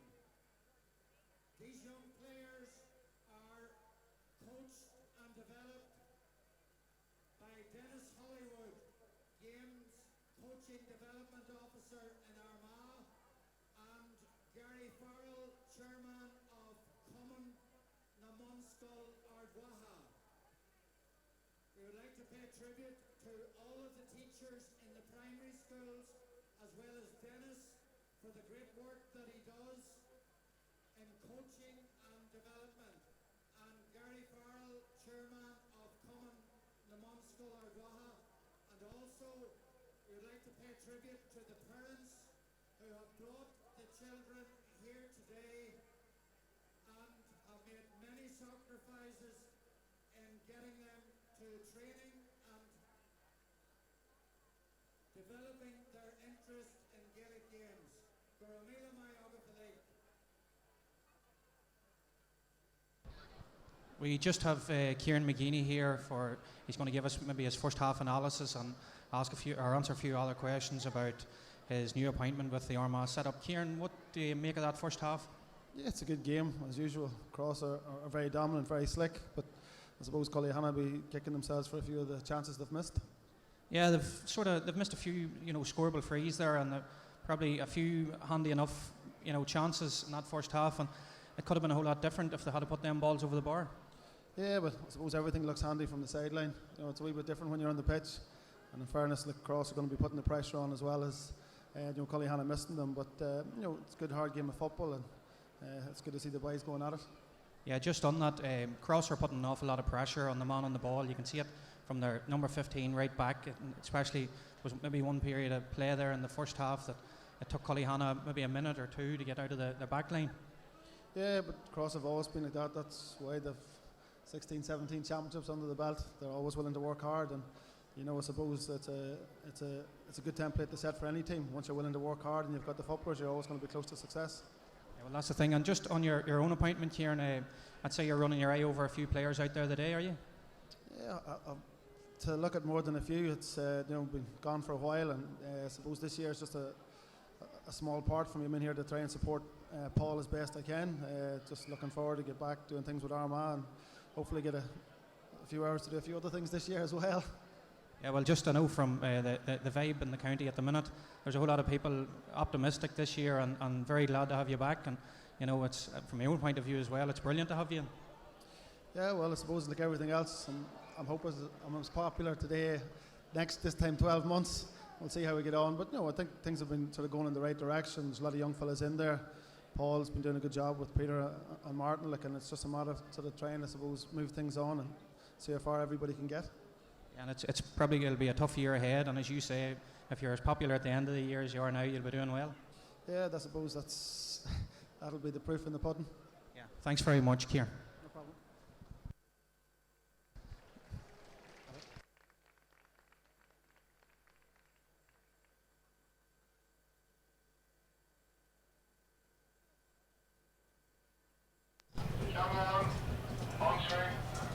Fulshire Rash go Port Louis Ardwaha done Darna La Cullyhanna Shinshire Ardwaha idir na Renaha Crossmaglen agus ní Padre Cullyhanna. Welcome back to the athletic grounds, and we're just waiting for the teams to arrive. The second half of the TMET Armagh Senior Championship final between St Patrick's and Crossmaglen Rangers. At the minute, it's Crossmaglen are in control. It's Crossmaglen Rangers 8 points. It's St Patrick's 3 points, and we wait to see whether there can be a magnificent comeback from Cullyhanna in this, similar to the Ballymacnabb semi-final. But at the moment, you wouldn't be putting too much money on it, Tony. And really, in the first half, St Patrick's have struggled to deal with the pace and power of the Crossmaglen forwards. Yes, particularly the full forward line, Paddy. They have struggled a lot. They've struggled to win the ball in midfield for long periods. They've also struggled with the pressure that Crossmaglen put on them when they're in possession. I think Robbie Tosker's contribution and impact has been disappointing so far. So he has missed a couple of scoreable frees, etc. And they will be looking much more, I think, from Robbie in the second half. also encouragingly, Malmackin has shown he can win the high ball put into him, but they're not really capitalising on that, on his knockdowns. Yeah, I mean, certainly, Cullyhanna haven't played here at all. They haven't done themselves justice in the first half, and they will just hope they're able to show their true form in the second. There's no doubt that they face an uphill task against Crossmaglen. Crossmaglen have been absolutely fantastic in the first half, no doubt about that whatsoever. But it's difficult. It's difficult for Robbie. There's so much pressure on him, and he is the man that everybody talks about. And as I think I maybe said in the first half, we can't expect him to do everything for Cullyhanna, but. They'll certainly how Cullyhanna need one of his spectacular goals in the second half here. Certainly, an early goal would make all the difference and change the complexion of the game. But for the first 10 minutes, Cullyhanna were well in the game. They were going sort of heel to heel with Crossmaglen. It's just that little sort of 10 from the 10th minute to the 20th minute. Crossmaglen had a bit of a purple patch in which Kyle Carr, I think, was most prominent, winning the ball and scoring. Yes, and. Callum Comiskey very much so as well. Yeah. He kicked a good few points in that. I think it was maybe 3 or 4 in the first half there. Yeah. And Tony, I suspect that Jody Gormley might be tempted to play a sweeper in front of his full back line because they really are struggling with the quality ball that's coming in. Yes, the Crossmaglen full forwards seem to be first to the ball all the time, able to turn them in, take their scores, etc. So perhaps a little bit of extra cover there in defence would be very beneficial. And I believe with folks, with some comments in from the internet, Tony, and of course don't forget, folks, get your comments in, whether you're in Ballymacnabb or Brisbane, whatever part of the world you're in, whether you're watching Dundalk or Dubai, get your comments in the Armagh-gaa Facebook page and on Twitter at Armagh_GAA, and we've had plenty. The old Twitter machine, Tony, has been hopping mad in the first half. Yes, from literally all over the world. Paddy, for example, Greg Mullen and his brother Paul are watching the county final from Las Vegas. And Lee Waters is working in the Cullyhanna shop today, along with Kelly, and they are tuned into the game instead of working. Well, I hope you have the blessing of your employer for that. Well, I'm sure they do. I know their employers will be more than happy. I'm sure to allow the girls to have the TV on and the internet on and watch the game. To be honest, Tony, I'm not sure there's really much point in Kevin and Nuala Murphy and Murphy Shop in Cullyhanna having 2 staff on this afternoon because there's not a sinner left in the parish, I suspect. No, again, we'll have to pay tribute to the crowd here. There was over 8,000. That was 10 minutes before the match. Just looking out, the unseated stand looks very well populated, and the seated stand looks to me to be more or less full. Yes, I think it is. I suppose it just it shows the interest that's been in this match. Always, of course, an interest in our senior county finals. When you add in the fact that there's a derby atmosphere here, that it's Cullyhanna's first final, and also the fact that there was a classic game between the teams 3 years ago, I suppose people have come hoping that they're going to get plenty of value for their £10, and I'm sure that they will do so, and perhaps they'll get even more value if Cullyhanna can launch a bit of a comeback here. And Cullyhanna first out in the field, Paddy, I noticed in the second half. Yeah, I mean that doesn't really surprise me. There's only so much Jody can say. You talk for 5 or 10 minutes, probably with the passions and the feelings running so high. There's only so much information that players are going to be able to take in. So there's no point in a manager having a very long speech. I'm sure it's just a few key points. To see Jody Gormley talking to Gary McCooey there. Gary's playing in the half back line here, and we're waiting Crossmaglen. I'm not sure whether they maybe should have been out by now. Certainly, we all know that Big Joe would know every trick in the book, and perhaps he feels that he's gonna keep Cullyhanna waiting for them here in the second half. Yeah, if you recall the quarter final with Leach back in 2003, Joe isn't too fond of sending the team back out to the second half too early. Yes, very, very much so. So Cullyhanna are waiting there, and it's a difficult one for the referee, this, because to be fair, I'm not 100% certain of the times. I suspect the Crossmaglen should be out, and indeed here they come. Here are the Crossmaglen Rangers, the TMET Armagh Senior Football Champions for 2010, 11 and 12. They're hoping to add 13 to that list. Unbeaten, of course, in Armagh or indeed Ulster since 2009. And they're hoping to add another title there. And at the moment, Tony, you'd have to say they're looking good to do so. Yes, Paddy, another statistic which amazed me is Crossmaglen have contested 33 major championship finals, but when you take into consideration the Armagh Championship, the Ulster Championship and the All-Ireland since 1996, and have only lost one. So that's 32 wins out of 33 major finals. That's a phenomenal record. It's absolutely amazing, Tony, and it's a testament to the strength of character, I suppose, within the Crossmaglen club. But look, there's plenty of character in these Cullyhanna lads, plenty of resolution as well. They've shown that against Whitecross, they've shown against Ballymacnabb. They have a bigger test here today, but perhaps it's one that they can pass as the referee Jim Slevin throws it in for the for the second half, and Kieran McKeever very quickly gets on. He drop kicks the ball in towards Malachy. It's gone over Malachy's head. Looked like he might have been perhaps held up. I think that's Garvin Carr in marking him now. A bit of a switch perhaps in the for Crossmaglen. Yeah, as I say, Malachy was causing a lot of problems for Crossmaglen in the first half with his ability to win the high ball, but the unfortunate thing from Cullyhanna's point of view is it just wasn't able to materialise on that. Yeah, I mean, very much the game that we keep referring to, this game in Silverbridge in 2010. As I say, Cullyhanna were down by 5 points at half time. Actually, Gary McCooey was employed on the edge of the square, and he flicked a couple of balls on, and within 5 minutes, Tasker the ball in the net twice. I wonder how Cullyhanna need them to do that again, but here come Crossmaglen, and they've played that ball down along the line, the terrace side, and you're very effectively moving the ball here at pace, moving it powerfully, and Barry McConville goes to try and tackle there, and that's ball's been shipped off as Crossmaglen going through the motions fairly smoothly. Ball played down into the corner. I think that's Kyle Brannon. It's a long way away. We can't quite pick that out, but here's Kyle Carraher now tussling for the ball, and he's given a free. Carraher received a bit of a push in the back, and here's an early opportunity for Crossmaglen in the second half here. Yeah. Carr again first to the ball, which has been a feature of the game so far. Paddy, unfortunately from Cullyhanna's point of view, just as you said, their inside line is so nippy, so pacey, they're just very, very difficult to deal with. Yeah, Crossmaglen don't have Jamie Clark available, but really the form that Colin Cominsky and Kyle Carr in particular have been in, amazing. It's amazing to say this, but they're actually not missing Jamie Clark that much. No, and that was a point Joe made in the Irish News during the week. He pointed out there was an opportunity with the absentees, notable absentees. It was the opportunity for perhaps the lesser known players to step up to the mark, and have certainly proved they can do that.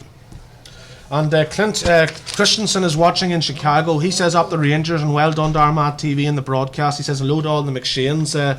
So that's a nice message from Clint. And Stephen Sheridan has asked for a shout out to Joe McCormick, who's tuned in to Armagh TV. Brilliant. And I have Mark McKiernan tuned in to Armagh TV over in London and enjoying the coverage. So keep tuned in, folks. And this, I think that's Aaron Kernan, isn't it, over on the far side? And he looks to take this free. And he has put that one wide, and that's actually one of those areas where you actually really have expected for most free takers. You would have thought it's about a 50-50 one, but Aaron Kernan is usually very, very accurate from those types of angles. Yeah, Aaron, I think from free taking all year, just hasn't been as self. I keep going back to that 30-yard free in front of goals he missed against Westmeath to deny Armagh of a much needed draw that day, but. Yeah, no, so there's Kieran McKeever that was actually fouled for that free. You know, they're colleagues in county colours, but very much opponents today. As that ball's played over, and here is Kernan. Tony Kernan's played the ball in, and that not successfully so. And that's Gary McCooey has played the ball over to Barry McConville. Barry McConville's played it up the line, and a bit of a miscommunication there, and. I think Robbie was looking at the ball more central rather than down the flank. Yeah, I'm not sure if maybe Robbie was being held a little there. Not quite sure whether he's been fouled off the ball, but certainly perhaps not. Perhaps there's just simply miscommunication, and that ball's been played by Kieran McKeever to Barry McConville. Barry transfers it back to Kieran McKeever, the Armagh captain. He's punted the ball in towards Mal Mackin. Mal's gone out to try to win that, but Cullyhanna are just not getting the breaks off Mal Mackin, Tony. No, and as I said, like the Crossmaglen rear guard have tightened up considerably on Mal, right up his back this time, so a lot more difficult than things were for him in the first half. And here comes Gary McCooey. He's about 60 metres. He's looking to try and inspire the troops, but that ball's been cut out by Crossmaglen, and Crossmaglen are just sharper, Tony, in this game. I know Cullyhanna have the ball back now, so we'll follow the play, and here's an opportunity for Liam O'Hare. He swung one, but that's going to drift right into the goalkeeper's hands. That's meat and drink for a goalkeeper of Paul Herty's quality. Would you believe, I think that Paul Herty's playing his 17th county final, but that's actually an opportunity for Cullyhanna now. Danny O'Callaghan was a judge to have overheld the ball there, carried, and this will be an opportunity for Robbie Tasker straight in front of goals. Yes. And again, Tony, I feel that Cullyhanna need all of these, and in fact, to score this, despite the fact that Crossmaglen have played the vast majority of the football in the opening 34 minutes, if Cullyhanna get this, they're only 4 points away, and whether to get a goal, I'm getting a little bit ahead of myself, but the game's certainly not over. Tasker with the effort, and Tasker's put that one over the bar. Yes, that's Robbie's third point, and as you say, there's only 2 scores between the teams, Paddy. Yes, and I really do feel that Cullyhanna will need a goal at some stage after the amount of comeback, but at least they're in the sort of territory where if they did get a goal, we would really have a game. Of course, 2011, Ballymacnab, really at this stage the game was completely over, and there was no chance for the Nab men, and that ball, Barry McConville's gone for that, and it fell into Kieran McKeever's arms, but the referee Jim Slevin suggests that McKeever fell there, so it'll be a free kick to Crossmaglen. Cullyhanna need to marshal themselves fairly quickly, and Daniel Callan with the ball, he's punted it there. Stephen Reid's going to challenge for that one, but the Crossmaglen man does well to get out in front, and it's Mickey McNamee. McNamee's been knocked off the ball, the referee says no foul, and that ball's been played, and here's an opportunity now for Eugene Casey. What can Casey do? He's at 50 metres from goal, he takes man one another man, he's dropped it down, he's lost it, he maybe should have released it to Donnelly, he hasn't done so, and now this is Crossmaglen are going to be able to counter, but they've kicked the ball, and a scrappy start to the second half here, Tony. Yes, Eugene had the I think ample opportunity to outweigh to the unmarked Tony Donnelly, but it's easy to sort of see these things up here when you're not under severe pressure. Very easy game to play up in the commentary box, but unfortunately Cullyhanna struggling. It's a wet ball, Tony, and handling's not been what it was, but brilliant tackle there from Cullyhanna, and that's an effort I think from Kieran McKeever, and that is an inspirational score, and we've played 5 minutes of the second half, and the Cullyhanna flags are now flying. There's the red, black, amber in front of us, and Tony, that was really one to rally the troops. That point from Kieran McKeever. Yes, Kieran leading by example. That's exactly the sort of inspirational score that Cullyhanna need. And you can hear the crowd getting, and with Cullyhanna really back into it. They've played they haven't played up to their potential in the first 36 minutes, but can they do so now as Barry McConville goes to that? Barry leaps up, and Barry's caught it in the air, and are we looking at a Cullyhanna revival here? Tony Donnelly's played it in, he's played it down towards Mal Mackin. Mal's on his knees, he's got up, was he fouled? Certainly ferociously tackles, and the ball's dropped out. I thought maybe should have been a free. That was certainly a foul from Tony Donnelly. Dragged the man down, and it looks like referee Jim Slevin is going to put Tony into the book. Tony, sorry, and mixed up here with Tony Donnelly or Tony Fern. But what about that tackle on Malachi Mackin? Well, again, it seemed very very severe to me. Probably deserved to be punished with a free, but unfortunately it looks like it's the Cullyhanna man, Tony Donnelly's going in the referee's notebook, yellow card. So we'll have to be, of course, careful with the use of words like unfortunately, Tony. We don't want to be accused of bias in any way, shape or form. Certainly I know that so many people throughout the county have got so much enjoyment from Crossmaglen supporting them in Ulster and the All-Ireland over the years, but very much domestic battle here today. And a ball's kicked there towards Aaron Cunningham. He was in close attention with Sean Connell as Cullyhanna looked to try and pin Crossmaglen in, but they've shipped a couple of tackles there, and here they come. That ball's from Clay on. And Mickey Murray has emerged with it, and the referee has decided that was a free, Tony, and it's those little decisions that make all the difference at the end of a match. Yes, from this vantage point I certainly didn't see anything wrong, but as I said, the referee is much closer to the action. And here's going to be opportunity now for Tony Kernan. Cross have actually missed a few frees, perhaps surprisingly so, Tony. Yeah, well, Tony Kernan had notched up 1-8 in the two games, the combined total of the two games prior to today, but he's only got a point so far, so again, hasn't had too many opportunities to increase his scoring tally. Yeah, and this is an opportunity you'd probably expect him to score. A free taker of some renown is Tony Kernan, and he's an opportunity. He's fairly close to the sideline here. These are important moments in the TMET Armagh Senior Championship final. We played 8 minutes in the second half. Cullyhanna are back within a score. Tony Kernan's had a go. They're not within a score anymore because I think you can see the Crossmaglen people in front of us. They know how important that point was because Crossmaglen edged 4 points ahead again, and Cullyhanna very much in the game, but it'll be interesting. And here comes a substitute. It's number 22. It looks like it's David McKenna. Yeah. David McKenna entering the fray, and I wonder, is that a sign that Crossmaglen are maybe a little rattled? Of course, the rumour was that Joe had decreed that because McKenna had headed to New York that he wouldn't be playing in the Armagh Championship, but that's been shown to be false now because here comes David McKenna. He looks a big man there, yes. Tony. He certainly is, and interesting as you say, Joe didn't feel the need to use David even though he had him available for the previous games against Pearse Open Machary. So that's probably just an indication of Joe is slightly worried and feels he needs the team needs bolstering around the middle. Well, he may be slightly worried, but they're certainly in the box seat. Crossmaglen at the minute as Conor Rale kicks that out. Worth actually mentioning Conor's cousin Rory, the captain of the Cullyhanna under-21s in the Armagh final in January of this year. He's watching the match from Melbourne, and I know Rory will be on the edge of his seat. He doesn't have one of his compatriots with him. That ball's been pumped in, and Mal Mackin has it. Mackin, what can he do? He's been held up. Surely a free out to O'Hare. O'Hare's boxed it out to Donnelly, I think, and that's back to Eugene Casey. Casey has kicked it high and unfortunately wide from a Cullyhanna point of view, Tony, and that was a really crucial opportunity. You really feel it needed to be kicking those ones over the bar. Yeah, probably deserved a better outcome for the effort put in, but not too far away, Paddy. But as you said, just those little things either side of the post make all the difference. Yeah, tough tackling there in Malachy-Mackin again, but just to finish the story of Rory O'Neill, of course, the last game Rory O'Neill was tweeting us, he had his friend and teammate Kieran Hoey out with him in Melbourne. Would you believe that after the Ballymacnab match, Kieran Hoey took the decision to jump on a plane from Melbourne, and he's lined out and he's amongst the substitutes. He's number 29 in your programme, Kieran Hoey. He's been Australia all year, but never mind Australia. Mackin shot that one, and can Cullyhanna get it? And Mackin, that ball's been played back to Paul Hanratty, and Hanratty has pumped it well. Can Sean Connell looks? Sean Connell was trying to nip in and pick the pocket of Johnny Hanratty, but Hanratty, a very experienced player. That ball's been played down, and Crossmaglen have an opportunity here. Looks like it might have been a foul on Kyle Carr. Yes, the referee agrees. So there's a pull in the jersey, and Crossmaglen are hoping to weather the storm here, and it looks like they could. You'd fully expect them to be back 5 points ahead very soon, Tony. Yes, that's the second time Carr, only the second time he's touched the ball in the second half, and on both occasions he's won a free kick. What do you make of that, Tony, flying home from Melbourne for the county final? Well, that's dedication, and I suppose it's typical of the dedication of Gaels everywhere.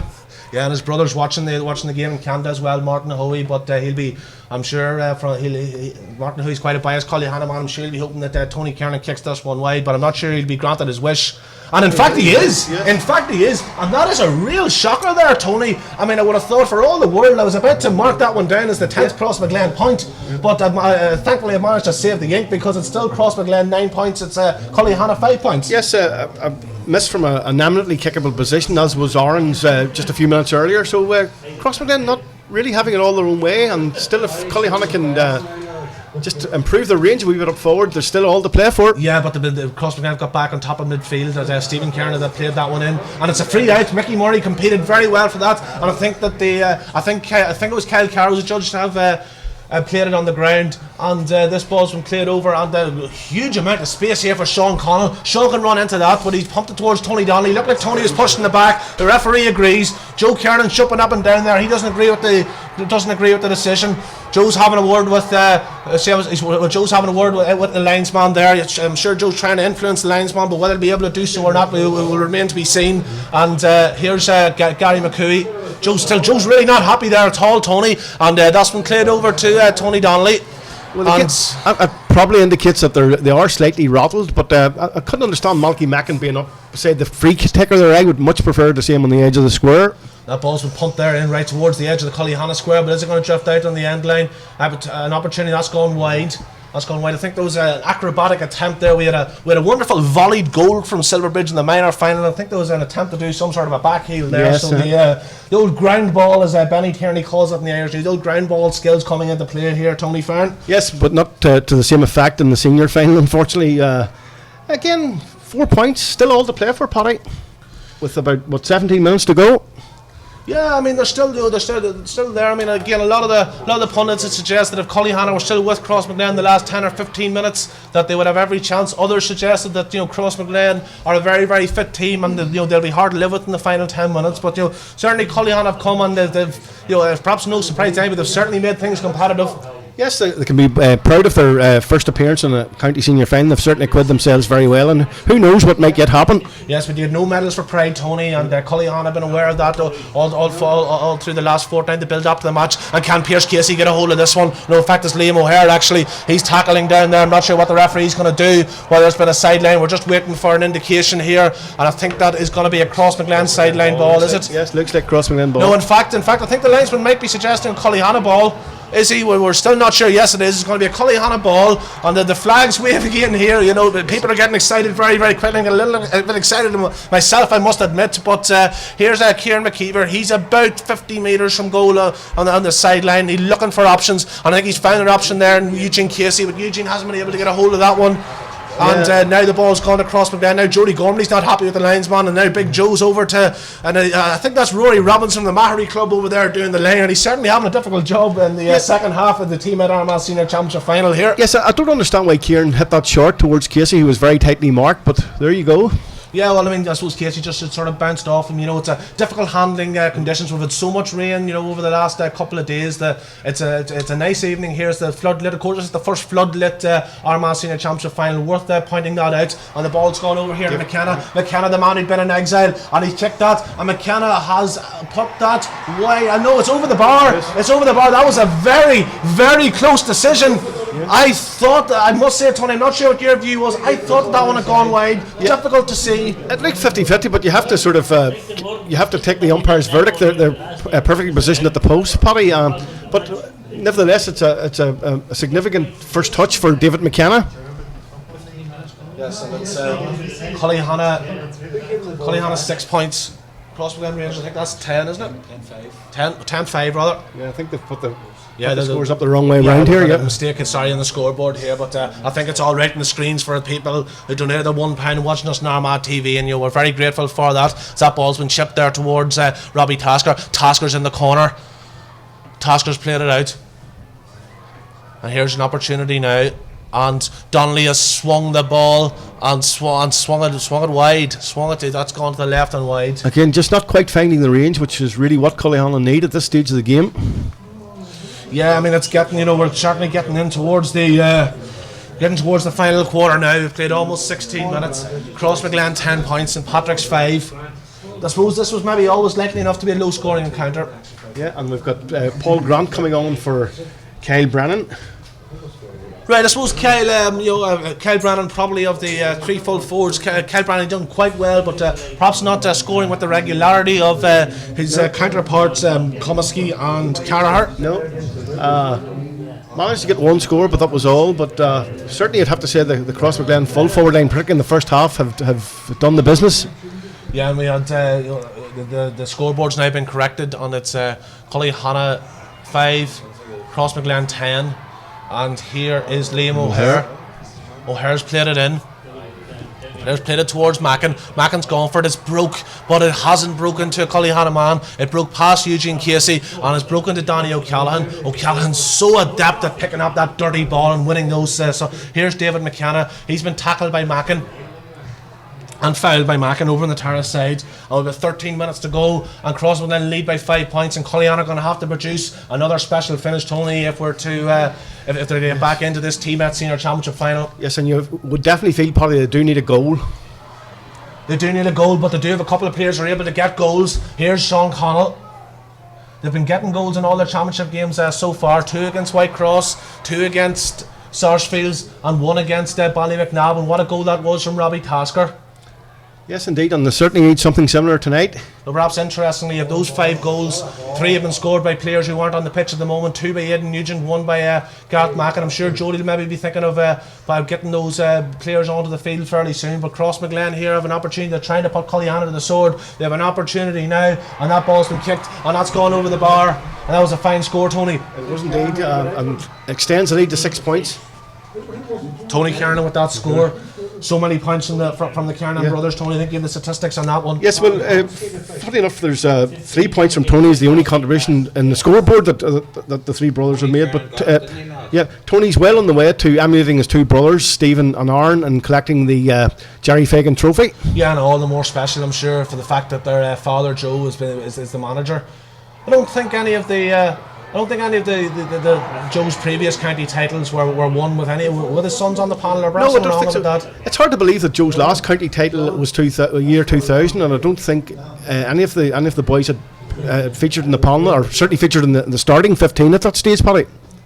Yes, and here we are now, a free for Tony Kernan. He's about 50 metres from goal. The sun is setting over the athletic grounds here, and the lights seem to be going out in Cullyhanna's championship challenge because they're 6 points behind with not too much time. But there's a superb block, but it's gone to a Crossmaglen man. It's gone to Aaron Cunny, and he's chipped it over the bar. And it's Crossmaglen Rangers 12 points. It's St Patrick's Cullyhanna 5 points. And I suppose, Tony, you feel at this stage that Crossmaglen have weathered the storm. You would indeed, Paddy, and unless a goal's coming within the next couple of minutes for Cullyhanna, you would think that the game is sort of petering out to an inevitable conclusion, really. Yes, 11 minutes to go. Cullyhanna need the goals. They're 7 points down. Ball's been kicked out. It's a poor kick out there. That's gone to Hanratty, and it's all Crossmaglen at this stage. They were very strong in the middle. Here's Tony Kernan. That's a superb block from Kernan. Here's Kyle Carr, he's had a great game. Strong tackle from Mickey Murray and then Kieran McCooey, and that's never from Crossmaglen, and that ball has gone over the bar, and it looks like Crossmaglen have done enough. They lead by 13 points to 5 here. Tony Fern. Yes, indeed, Paddy. 8 points is going to be it's going to be a significant deficit to try and retrieve at this stage of the game. Yes, I mean, Cullyhanna produced a Lazarus-like comeback against Ballymacnabb, and they'll need some sort of other biblical character. I don't know what's greater than Lazarus-like comeback, but they need it now. 8 points down with 10 minutes to go against Crossmaglen, and I think that'll be a free. Yes, a free. Jim Slevin awards a free, and Guy McCooey looks he's going to take that. No, he's throwing it to Kieran McKeever. McKeever's pumped it in. He's pumped it in about the square. I think that's one of the cases. Hopped over the bar, and Kieran McKeever's got a point for Cullyhanna. Kieran McKeever got an inspirational point a few moments ago, but since then it's been all Crossmaglen. But he's cut the deficit at 7 points in it, Tony. Yeah, 2 points for Kieran. As I said, I think that was more of an intended pass, but I think it'll do at this stage for Cullyhanna. But they really need a major score, Paddy, in the next minute or two, you would feel. Yeah, I'm very surprised that Jody Gormley hasn't utilised a couple of substitutes to try and freshen things up. Pierce Casey, I know there's plenty of positional changes. Pierce Casey's in about the square now, and that looks like, yes, it'll be a free to Crossmaglen as Liam O'Hare's in there competing for that ball. And here's the run now from the corner back. That's Paul Hughes. He's in a bit of space. This is what Crossmaglen do with so much effect. They're always so alert, such intelligent play. And that ball's gone out there, and this is Kyle Carraher, and that's an excellent point from Kyle Carraher. And it looks, and there the Crossmaglen backroom team salute the crowd. They look, the real emotion showed there. They can tell that Crossmaglen think they've done enough. It's 14 points at Crossmaglen, it's 6 points to St Patrick's Cullyhanna, and it looks like it's going to be heartbreak for the Cullyhanna lads. They've been waiting 125 years to get to a final. It looks like they're going to have to wait a little longer to get the name of the Jerry Fagan Cup. Yes, but they have appeared in the final, but that move really typifies what Crossmaglen are about. Started by right corner back Paul Hughes, finished by full forward Kyle Carr. Exquisite passing, exquisite finish. Here comes Barry McConville. Barry's pumped it in. He's pumped it towards Casey, but it's bounced over Casey. Pierce Casey tries to challenge there. Can he stop the Crossmaglen? Brilliant work there. Brilliant stuff from Pierce Casey. He's managed to get the ball away, but Crossmaglen, their first every breaking ball, aren't they? I think that's a free. It's actually a free to Cullyhanna, quite surprisingly so. Now, you'd have to commend Cullyhanna. They're not letting their heads drop. They're keeping plugging away, and you just never know. It looks like an unrealistic target, but you just never know if a goal would materialise in the next minute or two, what sort of finish that could produce. And with their legendary powers of staging comebacks, who knows? That ball's been pumped in there, and it looks like Pierce Casey was being held. Looked like it to but me. The referee's not interested. Certainly looked like they're grappling on the ground there. I'm not quite sure who was the aggressor there, and there's more hauling and dragging going there. And Crossmaglen, there's two lads there. Tony Donnelly's on the ground, 2 Crossmaglen men in close attention. And I see, Paddy, at both Gareth Mackin and Niall McShane are ready to enter the fray for Cullyhanna. Yeah, it looks like the referee, that bit of handbags is thankfully reaches conclusion here. And Gareth Mackin and Niall McShane. Gareth did score. He did score a goal against Sarsfields in the quarter-final. Yeah, he got 1-1 against Sarsfields. Niall McShane, very experienced player. Played against Crossmaglen in 2010, and we'll just wait to see who's coming off here. And it's Tony Donnelly. Tony Donnelly's being drawn, and I think that's actually Kieran McCooey as well. So Tony Donnelly and Kieran McCooey have been taken off, 2 first cousins, and that ball's been pumped there. And it's an opportunity now. Mal Mackin running with pace and power, brought to the ground, and there'll be opportunity for Cullyhanna. And with 7 minutes to play in this TMET Armagh-gaa Championship final, they have to take absolutely every chance that comes their way. Yes, indeed. With just over 6 minutes remaining, so 8-point deficit. And Robbie Tasker with the shot, and Robbie Tasker with the point. That's a point for Cullyhanna. Yeah, 4th point of the game, and it was this stage I think the comeback against Ballymacnabb started to bear fruition with 8 minutes to go. Yes, absolutely, Tony. But they're playing a much more experienced team here. It's one thing doing it against Ballymacnabb. Ballymacnabb a good side in their own right, but it's a different kettle of fish doing it against Crossmaglen. But when there's a will, there's a way, and a goal would make a big difference. There's Paul Harty, another expertly taken kick out there from Paul Harty. And that's actually a Cullyhanna. It's going to be a Cullyhanna free. The Crossmaglen man throws the ball away. Is the referee quite correct there in bringing the ball forward? No, in fact, he hasn't brought it forward. Perhaps he should have. Yes, in fact, he wins now. Cullyhanna don't seem to want to take the extra 13 metres that the referee seems to be allowing them. But in the end, they decided to. The ball being transferred. Cullyhanna need to be, I think, a little more abrupt in taking these frees. But here's Robbie Tasker. The clock is running down. Tasker with the kick. And Tasker with the point. Tasker with the point. So we have 5.5 minutes to play. It's St Patrick's 8 points. There's Crossmaglen 14 points. 6 points between the sides. And the dream, it's the dream is maybe there's maybe a glimmer of the dream still alive. The fat lady hasn't quite sung, though she's certainly going through her warm-up chords at the moment. And as Paul Hanratty looks set to kick this ball out. Yeah, that's Robbie's 5th point of the game. So having a much more productive second half. Yeah, very accurate from the freeze. That ball's going in the direction of Kieran McKeever. Kieran rises. He's on the ground now. It's Cullyhanna and Liam O'Hare's been dragged to the ground. So just in this last couple of minutes, Paddy, Cullyhanna getting plenty of possession, but they need to start taking the ball's been played there. A bit wasted that one, but yeah, just again a bit of miscommunication there. Sometimes the wires have got crossed on a couple of occasions throughout the match, and that's a high ball opportunity to challenge there by Gareth Mackin. Gareth's going to have to get it, and here's a bit of an issue, but the ball's been played forward. We'll worry about that. Now, can Niall McShane get to that one, or the couple of Cullyhanna men converge on it? And here's Kieran McCooey, and the referee's giving a free kick. That was quite needless, That was quite needless. He had won the ball. He just skived down Kyle Carr, and just hard to understand why. And it looks like if insurance is needed at this stage, I'm not sure that it is, but it looks like this will be the insurance point for Crossmaglen. And Kyle Carr was fouled there, and it looks like the first county final has gone in disappointment for Cullyhanna, but probably a word on this Crossmaglen team to go on to complete this. Be 4 in a row in Armagh, Tony, and you certainly wouldn't back against them going for 4 in a row in Ulster. Particularly if Jamie comes back, Paddy, they can only get better and stronger. Yeah, well, I mean, they've shown that they can, they can work without him so far. As the players coming off injured there, I think that's Aaron Cunningham, and this will be Tony Kernan looking to put the icing on the Crossmaglen cake at the moment, and Tony has tapped that one over the bar. So it's Crossmaglen Rangers 15 points. It's Cullyhanna 8 points. And of course, if Cross do win this game, they've a date with Kilcoo, the Down champions, in Park Esler in 2 weeks' time, which won't be an easy task. Right, Kilcoo have beaten Burn down this afternoon. Haven't they by 2 points, so that will not be an easy task. And that ball's dropping down. Can Barry Kilconnell get to it? He knocked it down. Mal Mackin gets a hand in there, and Barry's been brought to the ground. And it looks like there's going to be a substitution here. Peter McKeever's been introduced. I think this will be Peter's first taste of championship action. Peter actually also played against Cross seconds in the junior championship earlier in the season, but he's been brought on, I think, for Liam O'Hare. Yes, I think that's Liam O'Hare is going to be withdrawn. What? I think it's Mel Boyce coming on, the Monaghan man coming on for Crossmaglen here. Number 24, Mel Boyce, I believe, as well. I'm sorry, it wasn't number. That was a bit of an error. Stephen Reel, of course, is coming off for Cullyhanna, and that's been played to Barry McConville. Barry with an effort for about 35 metres, and Barry sent that one. He sent that one to the left and wide, and it really, I think it's you have to. We rode off Cullyhanna with about 10 minutes to go in Ballymacnabb, but unfortunately, Tony, I think we're correct in suggesting that their opportunity is gone at this stage. Yeah, I think their opportunity is gone, Paddy, but I think they've acquitted themselves very well. It was just that sort of 10-minute purple patch between the 10th minute and the 20th minute that did the damage for Crossmaglen. So I don't think Cullyhanna have anything to be ashamed of. They've acquitted themselves very well in their first county final, and hopefully it'll give them the taste of things and motivation to come back. There's Mel Boyce, he's booted the ball forward, and Barry McConnell was misjudged there, but it was Gary McCooey actually misjudged that one under the lights.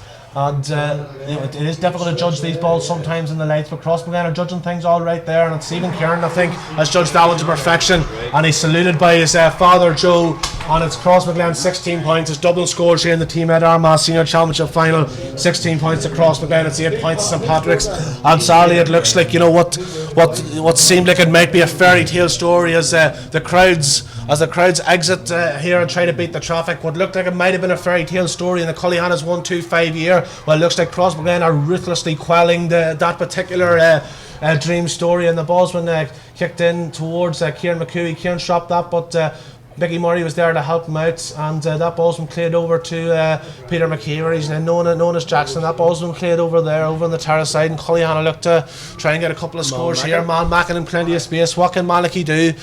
Mal goes forward, he's beaten one, he's heading towards goal. Mal, was he fouled? Yes, the referee agrees he was. Referee Jim Slevin says he was. An opportunity for Cullyhanna to put the ball over the bar, but it's really only consolation at this stage, Tony. Yeah, we're in the final minute, Paddy, and there's just going to be one additional minute, so it looks like we're an opportunity for an attempted goal, but just didn't pay off. Yeah, good save there from Paul Hanratty. Though was really fired straight at him, but I think this is going to be a foul. There's a bit of a shamozzle, as they say, down here towards the corner, but doesn't look like anything too seriously. Cullyhanna went for a goal. I suppose they had to, Tony. Had to, yes, to put a bit of gloss on the scoreline, and the game has been played in a very good spirit. Yeah, I mean they're great rivals, but they're also there's plenty of friends. As I say, there's relations. There's all sorts of plenty of connection between the two clubs, and it looks like Cullyhanna have been in the Crossmaglen shadow for a long time, and they're trying to emerge from that particular shadow, but it's proven to be a difficult task. And it looks like Kyle Carr has the ball here, and this looks like it'll probably be another Crossmaglen point, you would have thought, from here. Yes, probably the last action of the game, I would say. We're well into that additional minute of injury time. Yeah, and look, it's so difficult for any team to take on Crossmaglen. The perennial champions. It's absolutely amazing to think, Tony, all those finals that you talk about, they haven't been beaten by any Ulster team since Pearse Oaks beat them. I think in the quarter final of the Armagh Championship in 2009, and you really have to take your hats off to them. Yeah, Kilmacud Crokes, the team with the distinction of beating Crossmaglen in a major final in the last 17 years. And here is Tony Kernan, and it looks like they're going to win another. It looks like they're going to win another major final. I think that could well be the final score. And there's probably a good chance Tony Kernan could be named man of the match here. The a wonderful cup that's presented by the Wolf Tones Club for the man of the match in the senior final. It's Crossmaglen 17 points. It's Cullyhanna 8 points, and I suspect that referee Jim Slevin has blown the final whistle, and there's great delight there in Crossmaglen. They're absolutely ecstatic. They've beaten their neighbours Cullyhanna. Big Joe takes the salutes of the crowd and his backroom team. The players people are photographing Joe Kernan, and he's managed to do it. Kieran McKeever comes over to congratulate him on him. Very sporting gesture there from Kieran. And a devastation for the Cullyhanna lads. Crossmaglen taking this one in their stride. They're delighted to be the senior champions, Tony. And what's your reaction at the end of that one? Well, again, thought it was a good game, played in a very good spirit. Cullyhanna started off very well, matched Crossmaglen for the first 10 minutes. It was just the crucial 10-minute spell in the first half where Crossmaglen built up really an unassailable lead from their point of view. Having said that, Cullyhanna acquitted themselves very well in their first final and have absolutely nothing probably to be ashamed of. No, and I don't think nobody is ashamed. And I want to say, I think probably, Tony, if I'm honest, that most people have probably guessed by now, certainly after the Ballymacnab match, that I have a certain affiliation to Cullyhanna. And I would just like to say, on behalf of St Patrick's Cullyhanna, the supporters and the committee, that we are so proud of this team. They've given us so much entertainment all weekend. It's devastation today, but they're a young side and they can come back, and we are so. We said before the game, I was talking to a man called Desi Conlon, and he said, win, lose or draw, we'll be proud of those lads, and I would like to add my voice to that. We're so proud of this team. They've given a ferocious effort to put so much in, and I just know how devastated they are, and I feel so sorry for them, Tony. But we have to give huge congratulations to Crossmaglen. They were ruthlessly effective there. They thoroughly deserved the win. Nobody from Cullyhanna could dispute that in the slightest. They're worthy champions. It's 4 in a row for them. It's 17 out of 18, and you really think that you wonder who's gonna stop them in Ulster or indeed in Ireland. Well, again, as I said, like Ulster probably just a wee bit different kettle of fish. They've got to go to Newry to meet Kilcoo. But having said that, you certainly wouldn't bet against them appearing in Croke Park on St Patrick's Day next year once again. Certainly not, Tony. And I think we're just getting things ready. Tony Kernan will be coming up to lift the Jerry Fagan Cup. And he had a great game. 5 points in all in the end, wasn't it? 5 points for Tony in the end, but Robbie Tasker with a total of 119 has the distinction of being the top scorer in this year's championship, Paddy. Yeah, well, Robbie Taskler's an absolutely superb footballer. There's no doubt about no doubt about that. Got 4 points, I think, today. 5 points. 5 points. I think maybe 4 from Freeze, 1 from Clay. With a couple of inspirational points from Kieran McKeever. Just note there the huddle, Cullyhanna in the huddle there. Manager Jody Gormley's talking to them, and I'm sure what Jody is trying to give the message that this is not the end for that Cullyhanna team. It's hopefully for them it'll only be the beginning, because they're a young side. They're very much capable of being back here and continuing to press this Crossmaglen team. They've been in 3 All-Ireland, not 3 All-Ireland. They've been in 3 Armagh under-21 finals in a row, champions in 2011. So much that team came through. I think it was 11 or 12 of the boys who were involved in that squad have come through to play today, and they're in another semi-final of an under-21 championship. The future is bright for Cullyhanna if these set of lads can stay together and build from today. This is a devastating moment for them. They'll be absolutely gutted, as I say. I feel so much for them.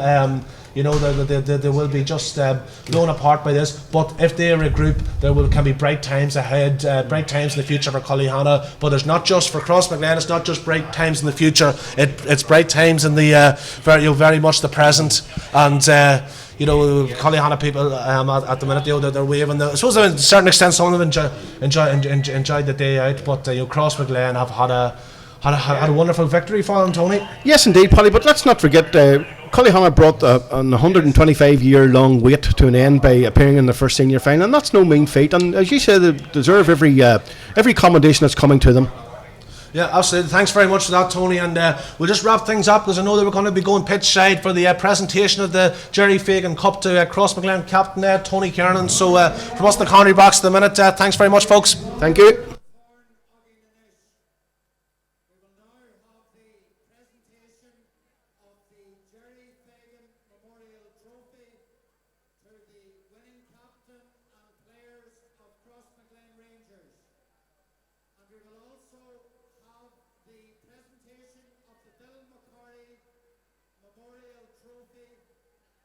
Presented by the Wolf Tones Club from Derry-in-a-Cash in the person of Patsy McGee from Wolf Tones. The player of the match is Kyle Carraher.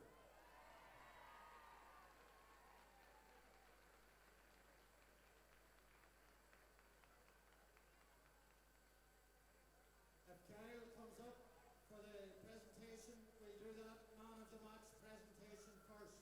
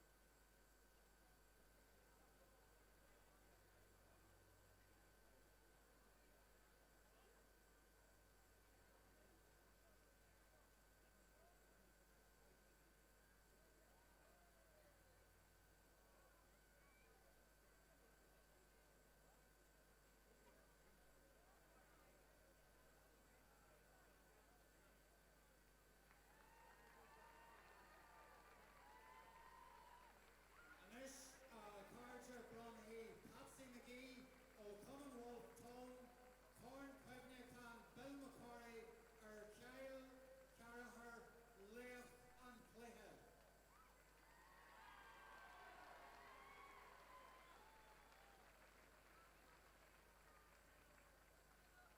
Agus an Ishikaarja from Paul O'Duggan, a gadget Chris Trainer o TMET, agus an Cardinal Sean O'Brady, Corn Pevnican, Jerry Fagan, Captain Foreign Rainy in the Crusher, Tony Kernan.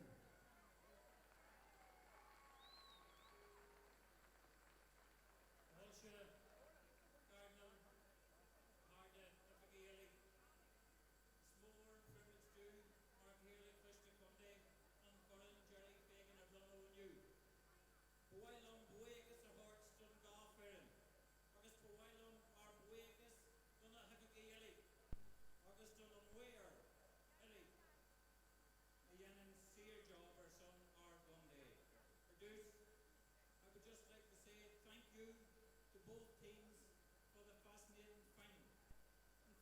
4 South Armagh clubs, as I said, in a couple of focal in the programme. I would like to thank our sponsor, TMET, Chris beside me. I would like to thank Sean Cardinal Brady for his presence, and you, our patrons, for coming along to make this one of the biggest county final gates that we've had in a long time. Mila Buekas. Behind me also we have our county sponsor, Martin Hamill, and I want to thank Martin, I want to thank Patrick McCann as well for their sponsorship. So thank you to Rainbow and Simply Fruit for being fantastic sponsors.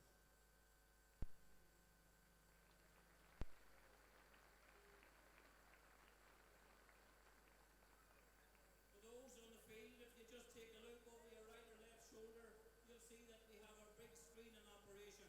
And as chairman today, it was a great privilege to have the big screen working for us.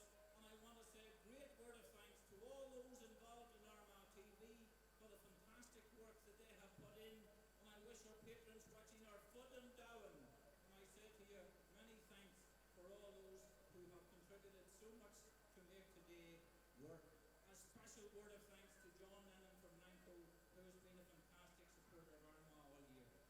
Without further ado, I am going to ask Chris and His Eminence Sean Cardinal Brady to make the presentation of the Jerry Fagan Cup to a very worthy captain, Crossmaglen on Tony Kernan.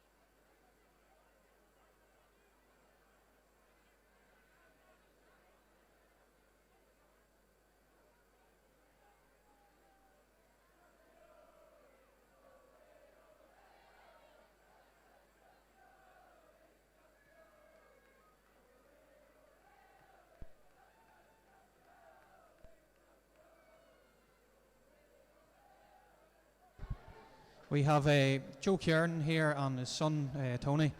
Just to do a wee short interview here. Joe, just a wee sort of a recap on the game today.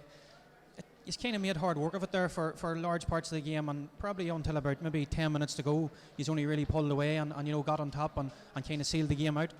Yeah, I thought we played some lovely football from start to finish. We always want to play at open football.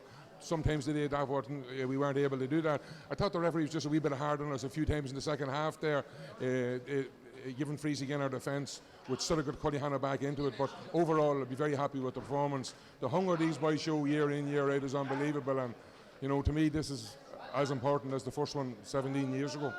Just on what you said there, Joe, he's played some lovely football, especially in the first 5-10 minutes. The interchange between the half forward line and the full forward line, and the way the full forward line worked for each other, there was some brilliant football there at the start. Well, they've been doing that this 2 or 3 years. In fairness to Tony and Garrett, they brought in this new game plan. The old team that I used to have was a bit more physical and a bit more direct, but the movement of the boys inside is unbelievable, and we're just carrying on what works. There's no need to change anything when something works, so we'll be continuing to do the same in the next few weeks.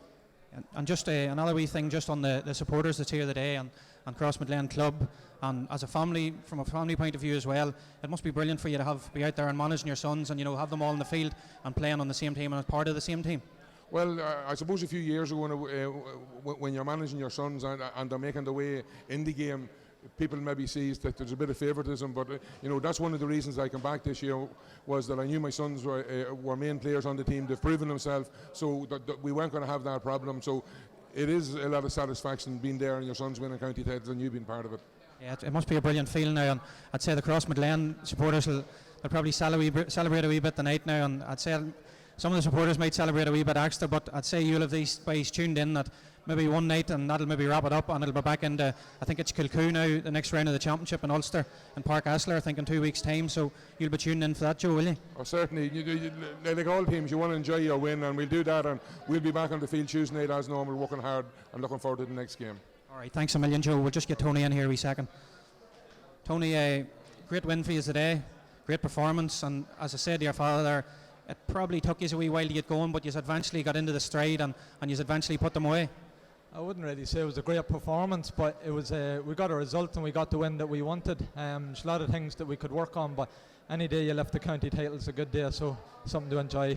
Yeah, well that's it. Well, that's 4 in a row for you now, so you must be more than happy with getting the fourth one there today. And as you say, not a great performance, so you have a lot to work on then. Yeah, we've quite a bit to work on, but we're delighted that we've got the cup coming home with us. That was a goal at the start of the year.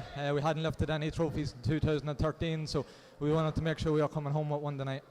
And what do you make of the opposition now in the next round, the Kilcoo, the Down champions? What do you fancy your chances against them? We worked our socks off for today. We'll worry about that tomorrow. Enjoy it. And I take it then the celebrations will go into the early hours and tomorrow morning, I'd imagine. Well, we'll have a few tonight and see how we get on. Thanks very much, Tony. Well done. Hey, we're just going to bring in the rest of the commentary team here, and with Paddy Savage and Tony here. Lads, just a wee quick recap on the game. What did you make of it? We thought Cullyhanna started off very well, but unfortunately Crossmaglen seemed to have a purple patch between the 10th and 20th minute and built up really an unassailable lead.